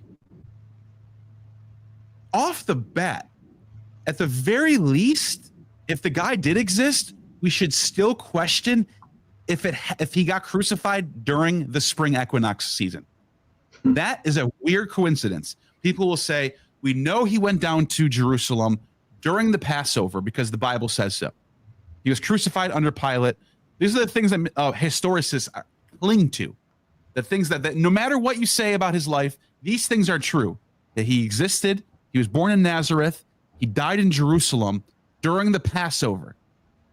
But wait a minute. He goes and dies at the same time when the Passover lamb is slaughtered and all these other gods are dying and resurrected, like Melkart and Hercules and Addis and Adonis, and have all their spring festivals going on at this time of gods that die and resurrect. And you don't think that's a coincidence that we should be examining here? So if he did exist, at the very least, we should still question, did this happen in the springtime, or are they pushing him and are they putting him in the springtime to sort of align with this cosmic seasonal thing that all the other people are going with? So, there's I can't remember the title of the author. I got it written down somewhere, but this is a book about the survivals of ancient Greek religion, and this scholar was researching it and went to Greece and was there for a passion play on Good Friday, and they had a villager made up as Jesus, and had some kind of staged crucifixion thing, and then they put him on a stretcher or something and put him inside a makeshift tomb, and they're reenactors of Good Friday. And this guy's standing in the crowd, and next to him is a little old lady who is weeping hysterically. And he turns to her and says, "Ma'am, what's wrong?" And she says, "If Jesus doesn't rise on Sunday, we'll have no crops this year." Nobody had to tell this lady about comparative religion parallels or anything. She never heard of any of this scholarship, but she knew what was going on. Yeah, and this is how they viewed. This is what the Adonis and Addis and Tammuz and Bacchus. These are agricultural deities, and the critics of mythicists are correct to point out those are agricultural. But here's the thing, though. As Platonism progresses and takes over, the idea of agricultural myths become less relevant. Now we're looking for... Yo, guys, I've been still watching. I had to go check on the fam real quick. The realm of ideas, the noetic realm. The pleroma, all that stuff. I'm still watching though. I'm watching the chat too from my phone. And going towards the more idealistic, which is little in the weeds, soul, right? I'd like to reel it back in. The reason why I brought that up is because Neil's trying to get in all the stuff that he's found in his research and he's interested parables, in. He's giving agricultural themes, talking about the sheaf will separate the wheat from the chaff. That is an Eleusinian. I found this out when I went to Eleusis, that the separation of the wheat and the chaff was a metaphor in the Eleusinian mysteries of initiates. The ones who are separated from the chaff are the new initiates. The rest are scattered abroad. So he's using agricultural, Dionysian, death and resurrection of agricultural themes, Persephone and Dionysus, in his parables. He's talking about how seeds were scattered around and Satan came and choked some of them. Some of them grew and became vines. Some of them grew into big flowers. That is agricultural. He's also talking about there was a farmer and he did this, and all of a sudden he's using agricultural parables. So even though Jesus himself and his resurrection might not be agricultural as like the theme, there's still that agricultural layer that's present in the Gospels. So I don't think you have to separate Jesus from the agricultural myths 100%. I think there's still a little bit. So the agricultural deities were believed to have lived on Earth at one point. Yes, exactly. So I mean, that's like mythicists don't claim that Jesus was originally understood as a fable or an allegory.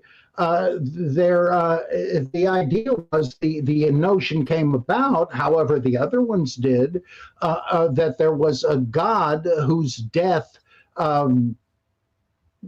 caused or coincided with the death of vegetation, and whose resurrection sparked off the resurrection of nature, like the divine king myths too. That was an earlier version of the same thing.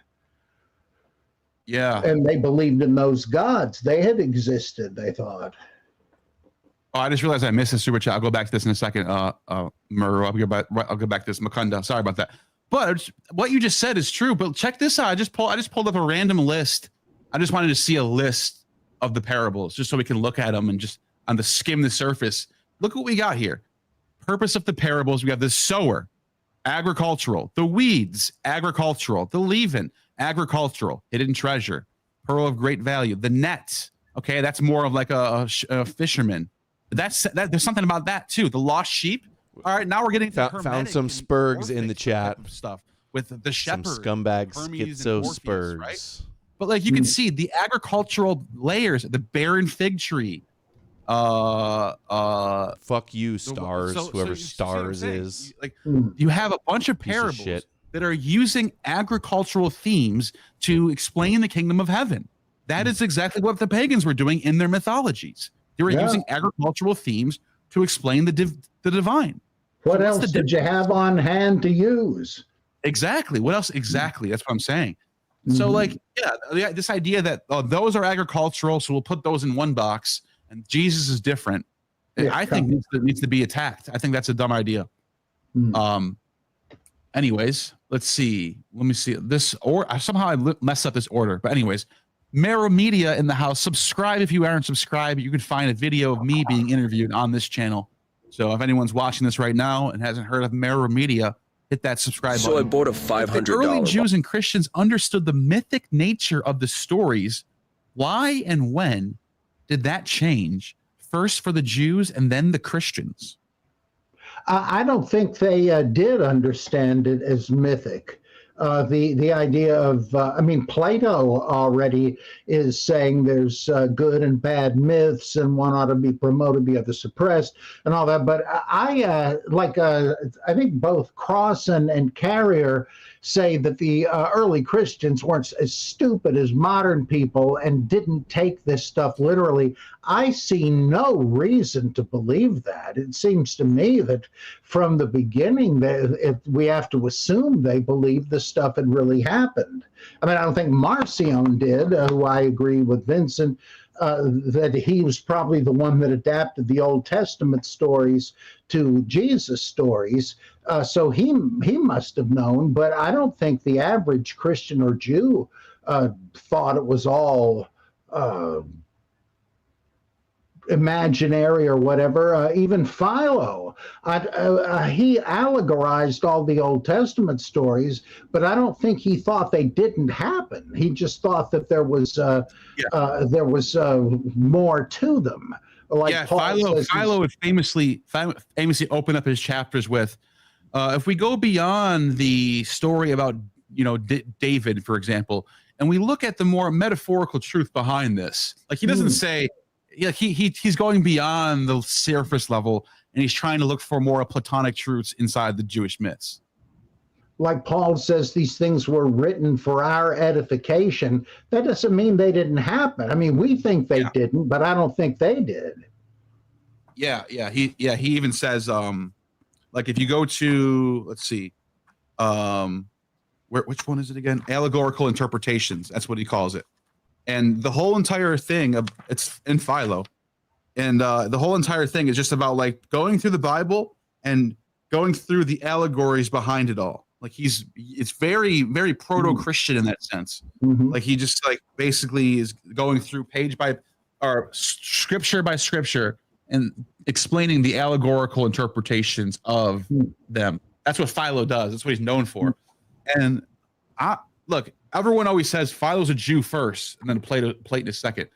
I don't know about that sometimes. When you read Philo, he's pretty Platonic. He's very dedicated to Plato. And he even talks good about Greek gods. He talks about Bacchus giving the gifts to humanity of vintage and how great that was, how great Hermes is, the great messenger of the gods, Hermes and his swift feet. He uses that type of imagery in his writing when he's explaining these concepts. So I don't know if he's a Jew first and a Platonist second. I just think he's a Platonist and he's just Jewish. It just happens to be both. I don't think there's one or the other, Well, there's one clue that he had literalists on the one hand and on the other, people that agreed with him about the allegorical meaning, but they said, now that we know what it really means, we don't have to actually keep all those laws literally anymore. And Philo said, oh, wait just a minute. Yes, you do. And the other guys were much like the Ismaili Shiites later on, who said, we understand the mystical meaning, so to hell with the literalism. It was just, baby steps and nursery rhymes to get to the point. Yeah, I agree. But thanks for that super chat. That's a good question.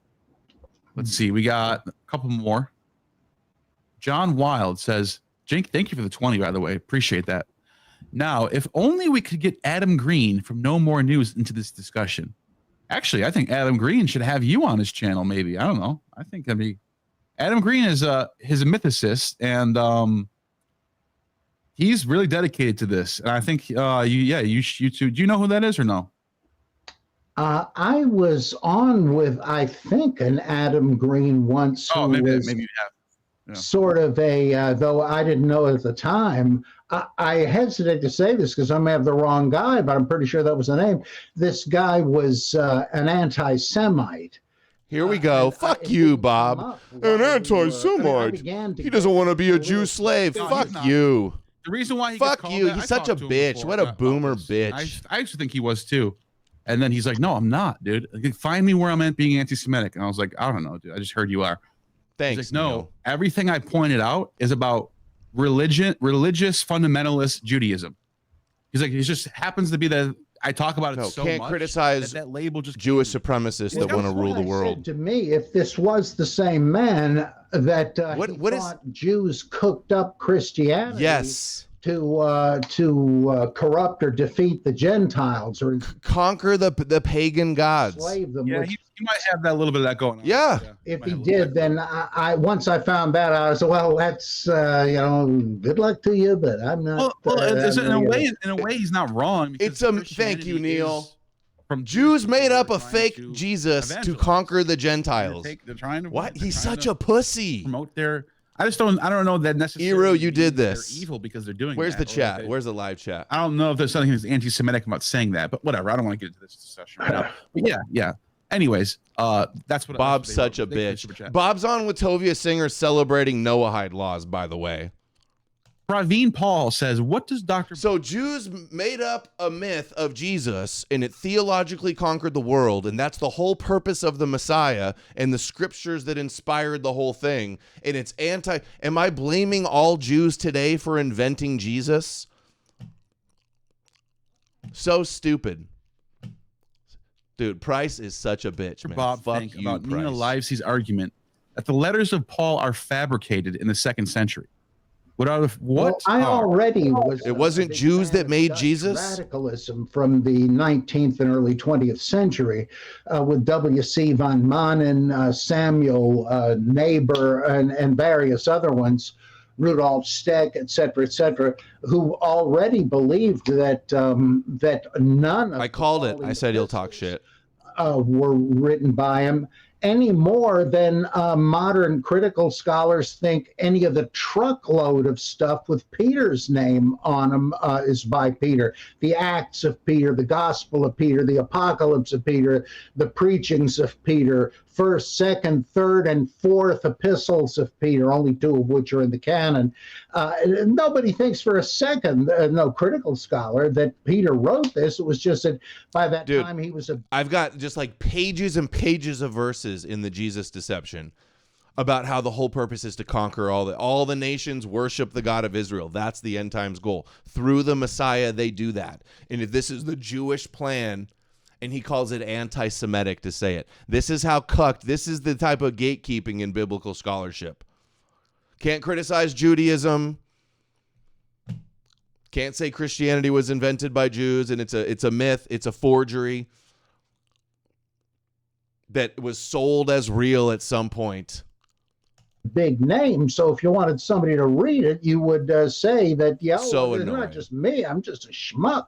Who cares what I think? But if Peter said this, well, if that's the case, and critical scholars already think 6 out of the 13 with Paul's and there's two trolls in their comments just talking shit nonstop, and everybody else is just ignoring them. Possibility that none of them are authentic, and there are. Hey, how about instead of calling me an anti-Semite, you debate me on it, and listen to what I actually have to say. It's like, do you think Dr. Price has watched my videos, or do you think he knows like what I actually say and how I explain it? No, he just fucking. And they all canceled him and called him a racist and stuff, a racist and an anti-Semite. And he's like, oh, it's defamation. It's not fair. And then he turns around and does the same thing. Fuck you, Price.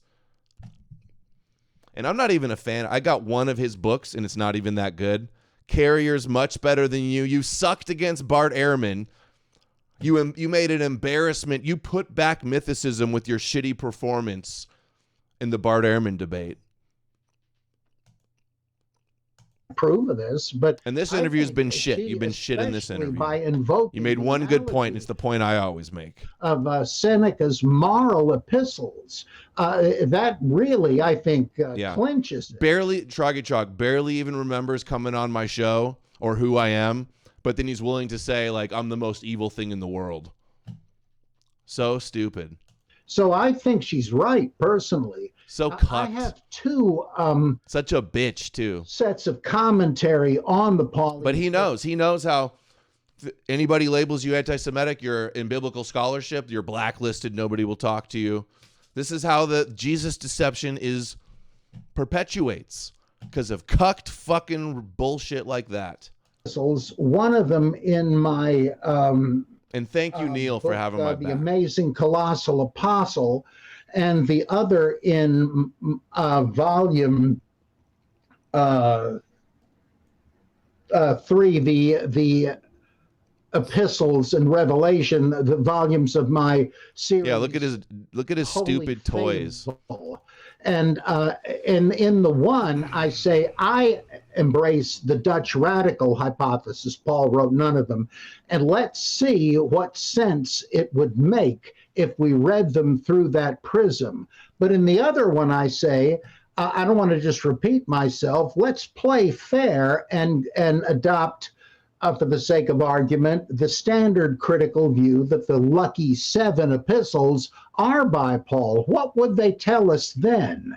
And so I say you can compare the two if you want, because both of them are viable paradigms to interpret, but I tend to, so I think I was very fair, and both of them are productive. Both shed different light, though I do really prefer his hands. Never liked his hands. The hand movements are Libse approach that Paul wrote none of them. I think whatever Live C's work at the very least, even if I'm not sold on everything she says, needs to be taken seriously and put on the table, and people need to address it like as if it's like she could be correct. Oh, like, yeah, there's a lot of hand waving going on. People are calling her crazy and radical for. This is just nonsense. Of course he existed. Well, why don't you read her? She points out the second sophistic move. Like, how could you even call that? How could you deny what I say and call it anti-Semitic? Like, the purpose of Judaism is he's a jealous God. He wants to destroy all the idol worship. Paul was the apostle to the Gentiles. He wanted all the Gentiles to worship the Jewish Messiah and believe in the prophecies and the covenants of the Jews. He didn't exist. They invented him whole cloth. All the scriptures that inspired it are all about every knee will bow and every tongue will confess, and nations all over the world, all flesh, they'll all bow in fear and worship the Jewish God. But it's anti-Semitic to be critical of it. This is the mindset, and shows you how cucked the biblical scholarship is. Movement and how Paul is associated with that. That's a really strong point. I don't even think I can think of anything to refute that. It's like Saint Dionysius, the pseudo Dionysius. Thank you, Abraham and Matrix. From the 5th century. Let's play that. They're writing this character into the 1st century in a very anachronistic way, but he's a Neoplatonist. Obviously, if you read him, he's completely Neoplatonic. He's got all these doctrines of theosis and the mystical triads and all this stuff, which is from way later, 4th and 3rd century philosophy. So he has to be way beyond the 3rd century. Turns out he's 5th century. But anyways, the reason why I bring him up is all right, here we go. Super chats or power chats are back on, which is a 2nd century movement. Let's go. And what, he's in the 1st century? But did he start this movement? I don't think so. So she makes a really good point that his philosophy lines up with the 2nd sophistic writers. Does anybody think that there's an actual demon named Screwtape who collected his letters and had C.S. Lewis publish them for him? I mean, that's a literary genre like Platonic dialogue. Yes. Plato wasn't actually transcribing things that Socrates said. You know, who was it? My boy Scorbina in the Jesus hoax calls out Robert Price. Like, they're never willing to place any blame or malintent anywhere. Checked your channel while doing an oil change and watching my 5-year-old girl. Wish I had more time to engage. I confess I have an Adam Green problem. Thanks for sharing this debate live. You feel like Adam Green sometime. Yeah. Girl dad moment. Eru, not ashamed of the mention. No, it was good. It was a good thing. It was perfect. I love how I got the soundbite. It's anti-Semitic. The Abraham Matrix sent $5 on Rumble. These boomers are dying off and the younger generations are more open-minded and radicalized than ever, knowing most of the current events in history is lies. Can't wait for your book. Thank you, Abraham Matrix. Yeah, he was a Christian a lot of his life too. $20 just for roasting Price. Good job, Eru. Good job, Eru. Neil's gonna be pissed too. He had my back there. He's gonna be like, dude, that's such bullshit. Like, because he knows I'm right. Jews, the Jesus is a myth. Even if there was a real person at the root of it, it's definitely all the stories are manufactured midrash from prophecy.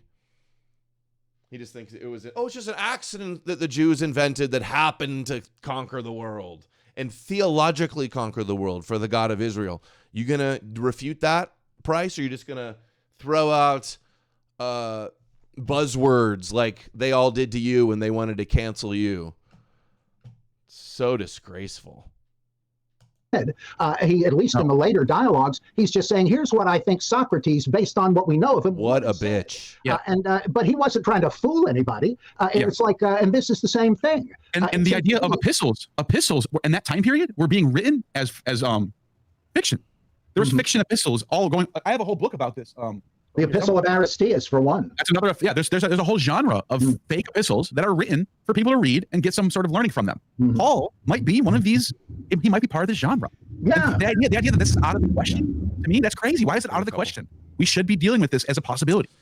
Well, the reason people are... What's with these schizo trolls? Adam Griffberg says not trolling. Like, I saw you over on YouTube. Now you're creating accounts on Odysee.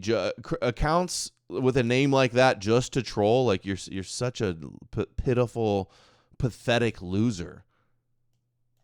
No arguments, just cope trolling. What did that say? Another boomer L, right. No, he's already taken L's. I clipped him up with Tovia Singer. He was pathetic. He's cringe. And what he got canceled over was a bunch of, like, conservative boomer slop shit. Daryl Dowdy, a professor of mine, he and I were members of the Paul Seminar of the West Star Institute.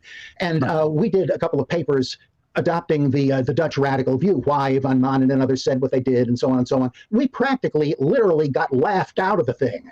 And I said, well, it's obvious to me that the Jesus Seminar, which was the main thing that group did, they need Jesus to be able, even though they're all as liberal as the day is long, they still need Jesus as their authority. But I'm sorry, no, they don't need Jesus so much. As Protestants, Paul matters more than Jesus. I'm sorry. And so you can say, oh, we don't know if Jesus said any of this stuff, but Paul, wait just a minute now. That's very true. It's just implicit theological bias, it seems to me. But again, that doesn't matter. That's a genetic fallacy. We need to look at the arguments. But I think the arguments are pretty darn good. Yeah, that's a good point. Thank you for that super chat. What's the next one? Oh, here we go. Jane Kamari, thank you for the super chat. Why the name Jesus if he's fake and not Emmanuel? Yeah, look, why name him Jesus and Yeshua? Why not just give him the name Emmanuel, and so he can get based on the Yeshua and Zechariah. I've never heard a decent theory about that. Matthew himself creates the problem by saying that Jesus' birth was the fulfillment of Isaiah's prophecy, and so on. Emmanuel, God is with us, but they don't name him that. What the hell? Right, I always thought this was weird too. Richard Carrier, to his credit, pointed out that, well, take a look at the end of the book where Jesus says, I will be with you till the end of the age. But I'm sorry, that's it. Oh, yeah, it is. It doesn't really help. Look at these guys. Do they not some guy I don't even know. Emmanuel, which the prophecy says they're to do. I mean, the angel tells them to do. I really don't get that. I don't know what the answer to that is. No, it's a good point.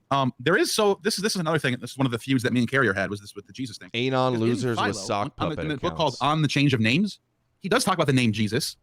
And he talks about this name being one of the greatest names, and it's one of the higher names, about salvation of the God, all this stuff. Now, for me personally, that would have been, if there was already a Jesus worship happening in the early first century, that would have been a great time for Philo to be like, oh, by the way, there's this group of Jews that worship Jesus, and they're called the Essenes, and they live over here. So this to me is actually a smoking gun against Carriers. Well, on the other hand, I was going to say on the other hand. Go ahead. You can talk. Go ahead. Jump in. Doesn't he make Joshua, the Old Testament Joshua, a cipher for the Logos and so on? Yeah. He does that say might be a way of saying that he thought that the Joshua was the Logos. And in fact, Margaret Barker pointed out a very significant thing. He says that, but go ahead. I don't think he says that Joshua is the Logos. You have to go to a different verse, and he makes a point about Logos. These trolls are so pathetic. But go ahead. Okay, I've got to check that out. I may be wrong. Just total fucking Barker says schizo scum. That though Jesus is called frequently the Son of God, which so the Greek counterpart to Elohim, but he's never once called. I wish Jesus was real, so these people could burn for their fucking lies. Or one of them for Yahweh and evil. And she says that's because the early evil Jewish Christians were polytheists. That Deuteronomic monotheism. Yeah, no arguments, just shit talking. Documents did, and that so when Jesus is talking about his father and praying to him, that's Yahweh speaking to El Elyon, his father, and that early Christians in effect thought that Jesus' appearance on earth was an extended theophany. How are we not going to say it's Yeshua, Joshua? From and so Zechariah that's what they 6. understood him to be, which would also explain docetism, since they tended to think angels didn't have physical substance, couldn't eat, and all that. Quoting the Bible in so rabbis is you don't anti-Semitic. really have to say there was some special esoteric cult of Joshua. It's just that these early Jewish Christians thought of Jesus as the angel of Yahweh, and that's why his name is Yahweh is salvation. That's another point too. Is the name. So let me. I'm gonna get back to that, but I just want to address something real quick. So Neil Godfrey, and I like this guy. I read his articles all the time. He points out that Carrier talks about this idea of Jesus. And I hope the guys spamming the lies about me in the chat, I think they got censored. The mods got him for spamming. Of a man who is compounded body and soul. Schizo spamming. Corporal beings, very Platonist, by the way, who in no respect differs. What kind of loser knows that I'm streaming and then goes to this stream to try to go slander me in the comments? Like, you think you're a good person? You think that makes you a good person? Makes you a fucking psycho loser. East has been given to him with great felicity. The Father of the universe has caused him to spring up as his eldest son, whom in another passage he calls firstborn, thus imitating the ways of the Father. Now, in this particular passage, there's no link to Jesus or a logos, but in other parts, as Carrier points out, and I'm just using Neil to guide me through this. In other parts of Carrier, Philo says, if no one is worth to be called son of God, I'm calling out how pathetic you guys are. Eldest of the angels, Mr. Blueberry. Many names. Hi, I'm Dale Blueberry. So this idea that because he has many names, Jesus would have been one of them. But my rebuttal to that was, then when he's talking about the name Jesus in the other book, that's right. That would have been a great time for him to say the name of the logos. You know what I mean? Keep spelling my name right. It kind of falls apart, but I don't think there's nothing there.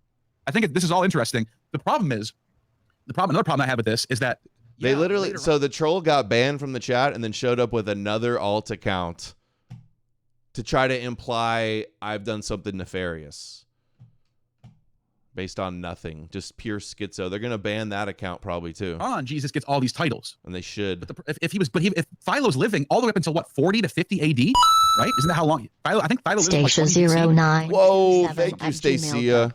Sent $50. Thanks, Adam. Thank you. You see, the audience sees your schizo slander that I got to put up with, and then they just support me anymore. So you lose. Parisia Time sent $5 on Rumble. Confession time. I have converted from the green pill to the Giga Chadra milk drinking Aryan Braham. Yeshua, my white Indian Braham God. Yeah, we was Jeets. Thank you. And if that's the case, thank I don't know you, when Stacia. It might have been 30 or 40 AD. But we're almost getting to the point where we're only decades before the Gospels now. And if Philo doesn't know about cults that are Christians yet, that are worshiping Jesus, I don't know if it exists. So that's my issue with that particular brand of mythicism. Does that make sense what I said? Yeah, but it was a common thing, or at least widespread, to say that some Old Testament figure, whether it was Moses, Enoch, good Jacob, one, Parhisha, or others, were actually the lesser Yahweh and were enthroned in heaven at the right hand of God. And, I agree with this 100%, but I just don't know that's the angel that Jesus is. Jesus back then yet. I don't think so. Well, early Christians do. I mean, what they say about Jesus, no, you're right. The Christians do. It sounds like he's another one of those. Sure. No, I agree with that point. That there was something happening in early Common Era, late 1st century BC. Different Messiah memes. In that little area, there's something happening in Jewish circles about some sort of messianic figure, some sort of angelic being, some sort of Metatron-like figure. Yeah, they blocked the trolls again. Getting cooked up. But what I think, what I would like to see is evidence that there was groups like that called that thing Jesus. Then it'd be game over. Mythicism wins. But to me, I'm yet to see any evidence of that being taking place. Unless you know aren't you arbitrarily sort of sealing off the fact that in early Christian New Testament sources, Jesus is depicted as Metatron, essentially? Yep. No, that's why I've always maintained at the very least Jesus is Metatron, that what we're getting in the or Megatron, as I like to always get mixed up. Are right about that. Then this is our history. So whether it was a guy or not is almost beside the point. If there was a guy named Jesus, and then they're applying this Metatron theology of a fallen Messiah to a man that actually lived, mythicism's still right to a certain degree. Because it's still mythology. Like I mentioned, the Alexander romance, it's still mythology. So I would just like to see, personally, before I go on the Carrier bandwagon, which I used to be a part of, by the way, I would like to see evidence that those groups of people were worshiping the Jesus as Carrier. Team Carrier. That's my issue with it. Come on back, Neil. Come on back. Team Character. A Christian group that worshipped Jesus? A Jewish group from the early 1st century that was worshiping a divine figure called Jesus. But not the Christians. Why would they not be Christians? Because that's what Carrier says, is that there was a group of Jewish people who were before the Gospels, before everything, they were worshiping an angelic version of Jesus, and we have all this evidence for it. And I don't see it. Do you not get what I'm saying? So if let's say there's a group of Jews that worship Metatron in 1st century BC. Are they Christians? Well, those who in the first century called, well, there were people that thought, or like Epiphanius and others, that Jesus did live in the first century BCE. I know. No. Forget about all that. Forget about that. Let's just say if there was a group of Jews that worshipped a Messiah, let's not even say his name is low-class schizo trolls. They're like, oh, Metatron and Yahweh, they're the dyad. Are those Christians? Do we call them Christians? Well, if they describe such a figure with no arguments, name him Jesus, and they're just kvetching. I'm not even saying that. I'm just saying if we can find a group of Jews that were already sort of coming up with a theology where you have God and you annoying have everybody sort of like Son of Man in the live does chat, that necessarily make them Christians? I would say no. I say it makes them some sort of proto-Christian group that you can point to and say maybe this sort of influences Christians, but I don't think that's Christians yet. That's what I'm saying. Do you understand what I'm saying or not? I'm not sure I do. I don't know why that since early Christians. I hope this wraps up soon. My daughter's waiting to go. Terms, why ride her new bike? When you say early Christians, what do you mean? Second century, late first century? Who are you talking about? Paul? Yeah, I mean, okay. They're the way they understand the ascended Jesus. I mean, there's like 10 New Testament just some Psalm 110, I think. Sit at my right hand and all that. That kind of sounds like Enoch in Third Enoch or various jealous other butthurt losers. Yeah, I'm not saying that they're not applying all that to Jesus. In later Christian circles, people who thought that this Jesus existed, they're applying all this Metatron stuff to him. They're applying all the messianic stuff to him. I'm not saying that's not happening, but I'm saying if there was a group of people that were Jewish that had a theology where they worshiped some sort of like Son of Man figure, but his name wasn't Jesus, would we call that Christian? I think that's nonsense. That's what I'm saying. And so even if there was even if we found like Philo is like pointing to some sort of different kind of theology that's Platonic and there's some sort of divine figure, which there is, by the way. Philo does mention this. The Logos, all that stuff's already cooking up. What I'm saying is all that's already cooking up in early and late Judaism before Christianity. But I think what I would love to see is evidence that those people actually called that thing Jesus. Little do you know that by spurging my name in the chat the whole time just ensures that everybody watching this is going to hear my name and come and check me out. So the schizo trolls that can't keep my name out of their mouth and I'm rent free all the time, thanks for your kvetching spreads the message. So keep it up, you lying losers. Before the Gospels and Paul. That's what I'm looking for. That matters. Because if we're talking about Jesus pre-existing all the way back to the first century BC or something, you kind of have to show evidence for it. And you can't just point to Metatron. That's what I'm saying. Well, if Metatron is based on Daniel 7, where the one like a son of man takes his seat beside the accusing me of murder with no proof is the scummiest thing in the world. Accusing my friend that committed suicide, that had told me that I had anxiety and depression. When the brother told me a story that sounded completely reasonable, and then you're going to go run around and spread rumors like that is just like the scummiest, worst thing. You're scum of the earth. Fraud. And a piece of shit. Days. And the Son of Man who is coming is, in early Christian estimation, Jesus. Yeah, but you're using the name Jesus anachronistically, going and just applying it to a Son of Man figure who wasn't necessarily called Jesus yet. You understand? See where my issue is? But if the one like a Son of Man is the son of alien, where's Neil's like mod team? And he is the representative of the Jews. That makes him Yahweh, and he is the angel of Yahweh. And if that is Jesus, then if it gets called Jesus later, though. Like, is it because Philo is not calling that thing Jesus? Right. But Philo does have that theology. Philo does have a Son of Man and a Logos and an heir of heaven, and there's two figures, not just one figure. That's all there. I just don't know if you can call Philo a Christian. I think you have to call him some sort of proto-Christian. I think Christianity is very specific, where you have a guy named Jesus of Nazareth who has all his mythology attributed to him, and then maybe some history is what I'm saying. We don't. That's the part that if that makes sense what I'm saying. I'm trying to differentiate from Jewish cults that had Son of Man figure, which definitely exists, from people who actually thought that there was a guy named Jesus that lived in Nazareth and then attributed all those things to a guy, whether he did or not. They thought he existed. That's what I'm saying. All right.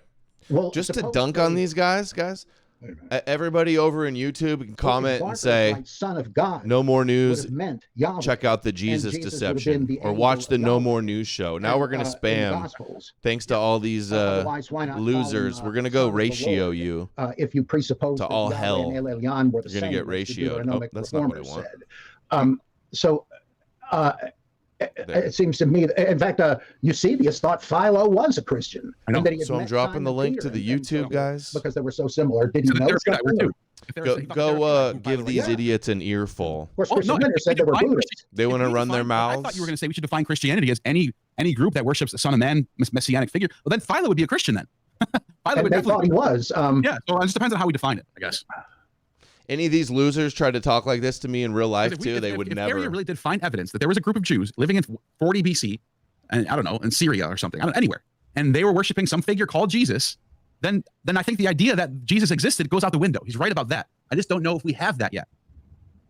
That's my Do you really issue. need that if you say that Jesus is depicted early on as an Enoch-style figure? Yeah, no, exactly. Let me tell you why. Because he is the Enoch Son of Man figure. Nazareth, we can have zero details about his life.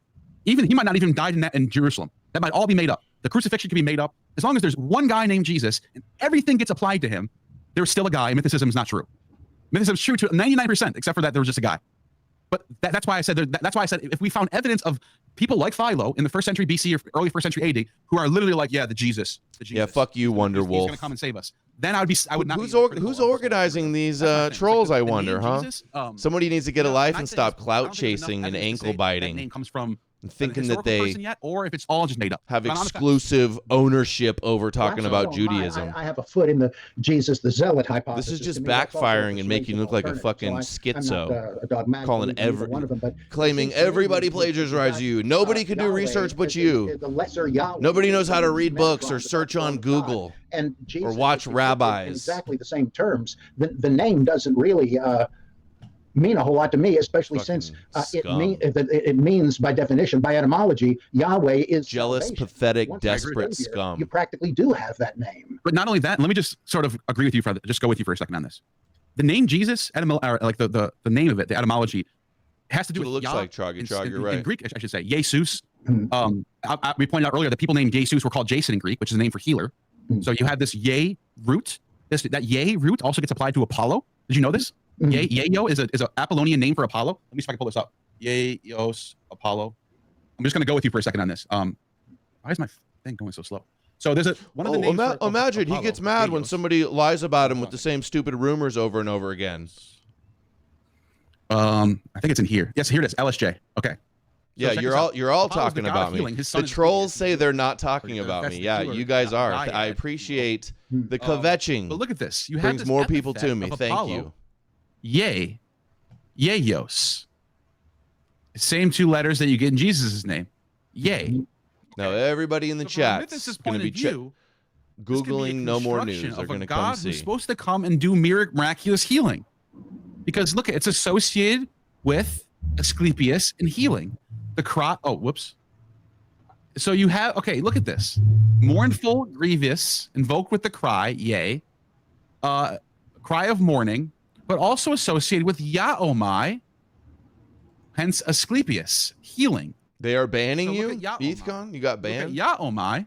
Who? You get this this healer type of imagery, to be healed, to recover, to counteract, a remedy of injustice. Now, think about this for a second. From a mythicist perspective, this actually makes more sense than Joshua. Because in the stories, these are Greek stories. They're not Hebrew stories in the Gospels. Dude, how many? Hold on, can you please close that? How many sock puppets you running? You fucking lying piece of shit.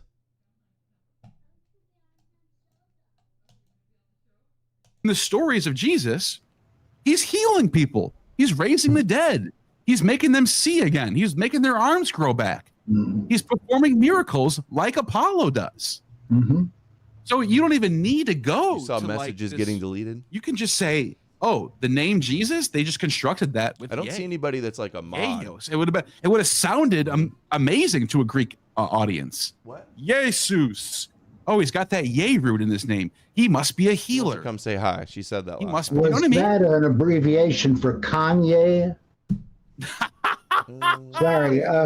Yeah, there's also an Asclepius story that is startlingly parallel to the road to Emmaus in Luke 24. Dude, this is bizarre. This is like Unit 8200 shit level now. Who could possibly be organizing all of these different sock puppets to do this? What kind of slander campaign is this? What? I don't even know who this is. Just some weird schizo triggered Christian or something trying to throw a bunch of bullshit rumors against the wall and see what sticks. I don't even know who this is. Who this little rat crew is. It's not like the reason why I brought this up is I'm not turned off the idea that Jesus has to be historical because his name's Jesus. Yeah, just nothing but pure slander. Like it's over and over again. With most fables. That's how you know I'm a threat. Telltale sign of a fable when the character's name.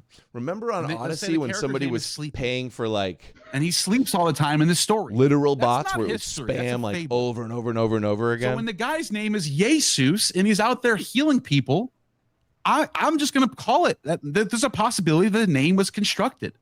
One more thing. On the other hand, he could have been like Sleepy Joe Biden. There's never somebody doing better than you that is constantly obsessed and hating and can't get and living rent free. You know that? That's got to hurt, right? That's got to burn. Not a mythical figure. Now they're calling me Jewish too. But just all the lies, all the slander. This is so stupid. Or Yaomai being a sort of a healer type of connotation. What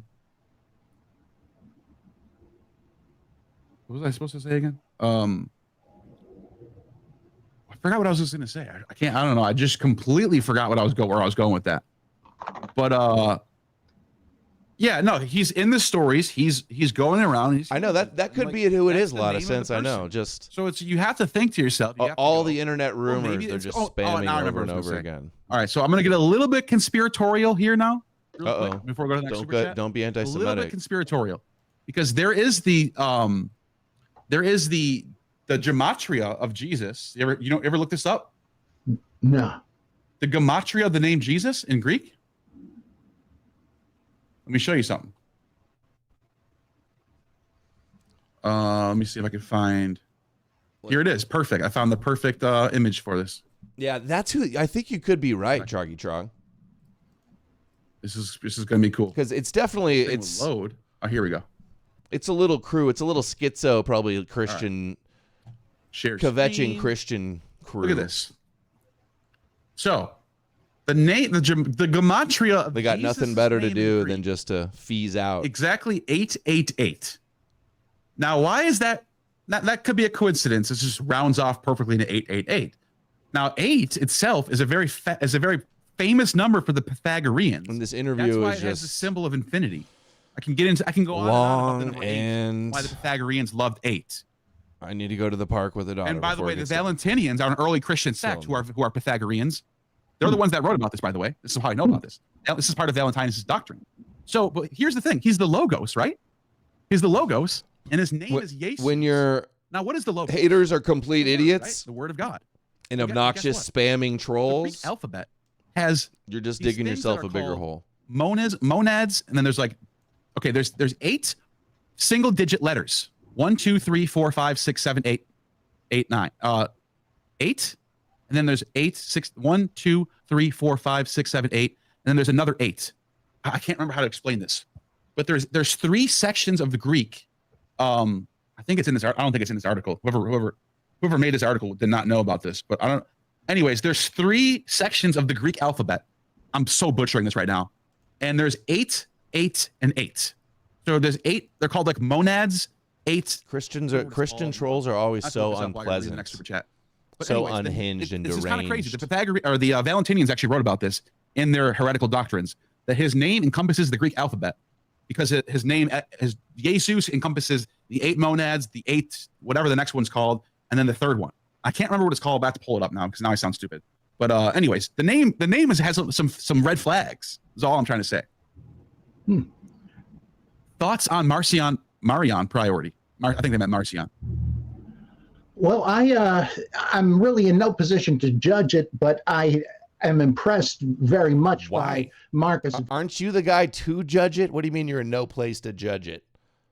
convincing, and the evidence he cites from church fathers about what Marcion claimed, namely that he had written the original gospel for his students in Rome, telling them not to share it with anybody, but they were so tickled with it they couldn't help themselves. And so soon there were pirate editions of it floating around by guys named Matthew, Mark, Luke, and John.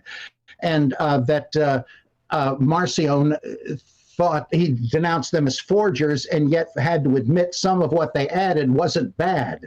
And so he incorporated some of it and came out with a published official version of it, and that the four pirate editions became of use in. Now some of the comments are calling Dr. Bob politics toxic AF. But then it gets more complicated than that. Yeah, Dr. Bob's an anti-Semite. Says that strikes me as highly likely. I realize there are complications within complications, so I'm in no position to pretend to make a ruling on the matter. But it sounds pretty good to me. That's very fascinating. All right, now I can explain this. And by the way, I think I was listening to Mark Fisk last night, and I think he's brilliant. I got to start reading more of his stuff and trying to find out where he's going with that, because it sounds convincing when he talks about. Anyways, all right, I couldn't explain what it is, but here it is. Greek alphabet has 3 sections, 8 monads. It's down here. Explain it. There's so there's 8 monads. 1 through 9 are all 1 digit. 1 through 9, 1 digit. The next group of letters, 8, has decads. 10 through 80. So there's 2 digits now. 10, 20, 30, and then 80. There's 8 of those, and the last group has 8 hecatads, 100 through 800. So let's look at this. The name Jesus, who's the Logos, the Word of God, just happens by coincidence to have 8, 8, 8. Do you see what I'm saying? Alpha, and he's called the Alpha and Omega, right? Jesus Christos Alpha Omega, and his name has 8 monads, 8 decads, and 8 hecatads. Now, to me, that's kind of crazy. If there was a guy named Jesus that ends up just kind of walking into this, I can see why the Valentinian Pythagoreans thought he was the Son of God. They're obsessed with gematria. Yeah. So his name in Greek has this like all-encompassing 8. And I remind you, this is during the time when Abraxas is making an impact on Christianity. The school of Basilides in Alexandria, late 1st century, early 2nd century. They had the idea that Jesus was the son of Abraxas, whose name, and it's weird, Abrasax, has a gematria of 365, which is the entire cruel, cosmos, sick, deranged mind based in joy.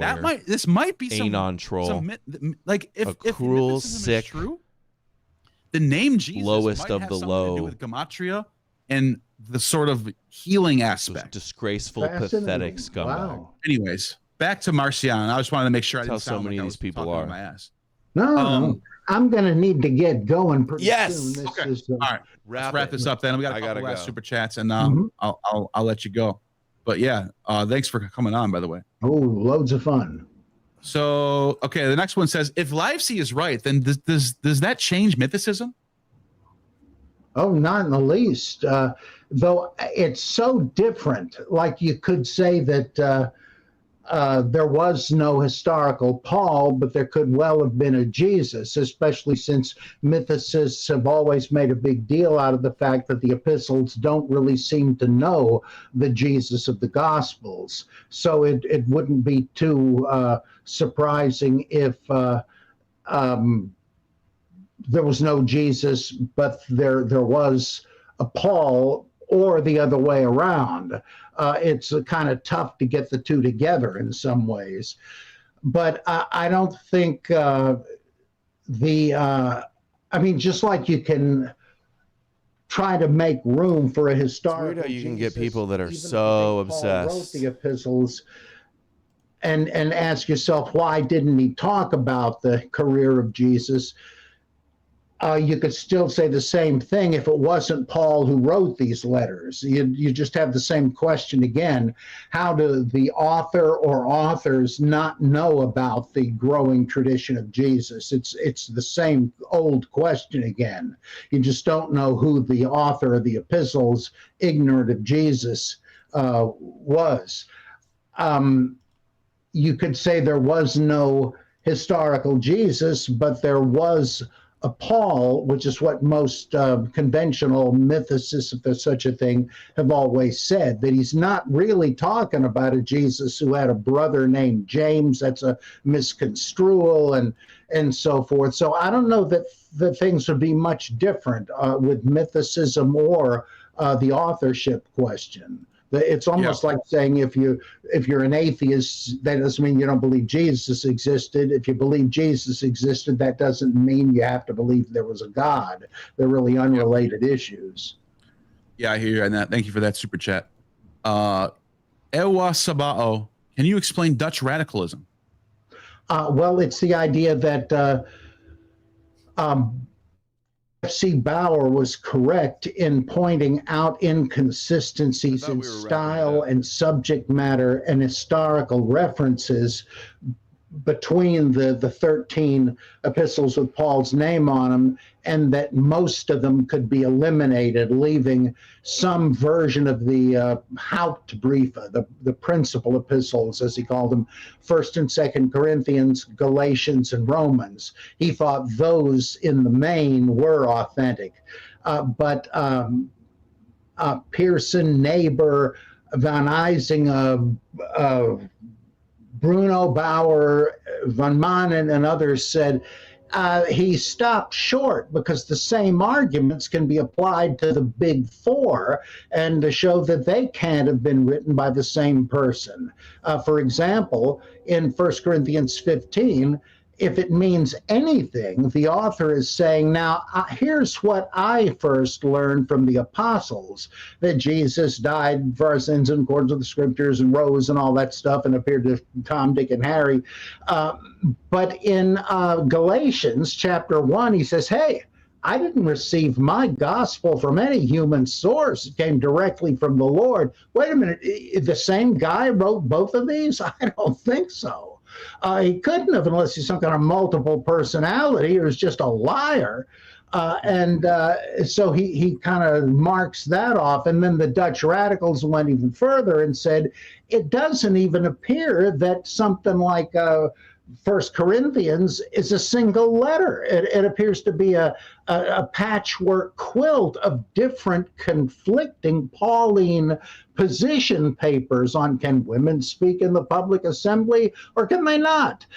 Can you eat food offered to idols or not? I thought they're going to wrap it. Believe in esoteric wisdom or not? Since do apostles 2.5 hours supported by their congregations or not? What about celibacy? It's like you hear one and then the opposite again and again. Yeah. Or is he trying to convince the Corinthians that there's life after death, or that Jesus rose and that therefore we will? What? It just doesn't seem like it makes coherent sense. And as my Professor Darrell Dowdy said, if you look at them closely, any of the epistles of Paul, and look at any commentary, they're all trying to trace a coherent thread of argument. How does this relate to what we just read? Maybe he's implying this and that. When we see that in the Gospels, we now know to recognize these things are patchworks. There is no logical connection. And so different sources went into the Gospels. Why not the epistles? Well, the Dutch radicals were already saying stuff like this, and they said, come on. Or there are seeming anachronisms. Paul tells the Thessalonians or whoever he said he needed to get going. Stick to the traditions as I taught them. Wait a minute. Paul founded this church a couple of months ago, and there are traditions or historical retrospective. It's always been my big problem that I've been trying to raise is who is Paul writing to that knows all this stuff? Yeah. If it's so early on. And like hey, don't worry about it because we're all saved in Christ Jesus. Yep. Who are these people? How did someone in Philippi, Macedonia, all the way in Macedonia know what's going on in Israel? How do they know this? Yeah, most of the 500 brethren are still around. You can go ask them. Of course, I'm not telling you any names or where you might find them. They got in their private jets and flew around the Mediterranean to tell everyone what's going on. Livesey says, Who collected these? How did they know where to go? All right, if they're not done in 3 minutes, I'm shutting it off. Each other. It makes no sense. You guys, if you want to keep watching, which I don't know that you do. No one thinks about this stuff, but it's like everyday common sense logistics. Yep. And no one just thinks about it. You're right. It's a really interesting problem. But thank you for that super chat. And S. Mill says, why wouldn't Marcion include Acts in his New Testament if they use it to write Marcion's Paul letters, according to LiveSeek?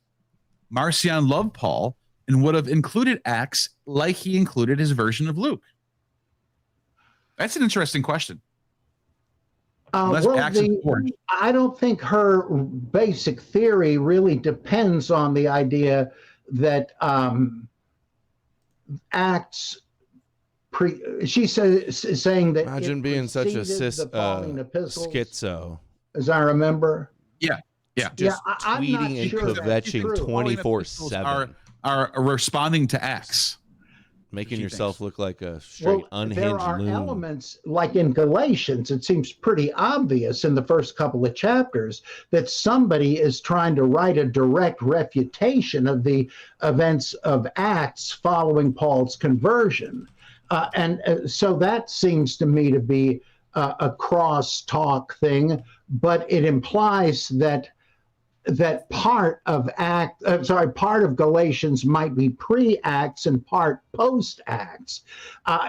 She doesn't deal with a theory nobody but me does anymore, of C.C. Torrey, who said that that what he called first Acts, chapters 1 through 15, culminating in the Jerusalem Conference, was written in Aramaic, and the Greek has these Semitisms that you mentioned. It sort of sounds like the Septuagint, translated Greek, but the structure and all that seems to be Semitic or Aramaic, but that Polycarp or someone translated that into Greek, but then decided to follow it up with what Torrey called Second Acts, which has all the Peter-Paul parallels, which Bauer made so much of. And that's chapters 16 through 28. And that's originally written in Greek and sounds that way. So the construction of Acts is, you can't just assume it was written in one setting. And the same with the patchwork epistles. Now, Livesey is saying that it's like C.S. Lewis writing the Screwtape Letters, or Seneca writing the moral epistles, that he just sat down and wrote the whole thing. But if you combine that with traditional Dutch radicals, whom she mentions, it may not be that simple. You're talking about somebody constructing the Pauline corpus from various bits and pieces by different Paulinists. All right. I hear my daughter's that's easily compatible with what Void of us sent $5. Spurs Malden. Hail Glaciac. Thank you. Complicates it more, but it doesn't violate the basic premise of her theory. So I'm not so sure. Like, did they come up with the addresses for the epistles by choosing places mentioned in Acts, or did they get the place names in Acts from the epistles? It seems equally likely to me. And you've got the same debate with, do the epistles depend upon Acts or vice versa? Like Richard Pervo argued that, Acts. Dominic sent $5. I read that there was a similar ongoing debate about which chapter J.K. Rowling wrote in the second book of Harry Potter.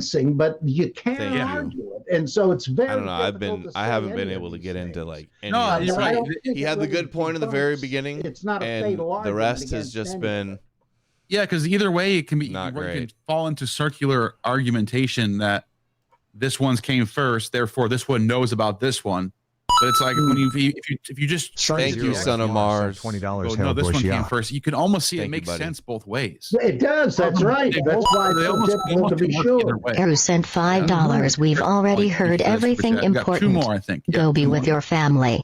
J Frog in the house says, "Conduct." Okay, don't want to hear about his revelation take. All right, thanks everybody for watching. Appreciate everybody for the support. Thank you all the trolls for being as obnoxious and despicable as ever. Thank you everybody that donated. Let me know what you guys think in the comments. I don't know. This is so boring and bad. I probably will take it down actually. So disgraceful. Just argued with the trolls the whole time and hardly even could pay attention to this interview. Oh, I forgot the part about price though. Maybe I'll clip that part up. I wouldn't want anybody to sit through this boring ass interview, but I did like that part. Anyway, I got to run, guys. Take care. I'm not going to do the full outro. I got to get going super fast. Trolls help break your dono cherry. Yeah, good job representing their attacks and their slander backfires. And I will see you guys again very soon. Take care.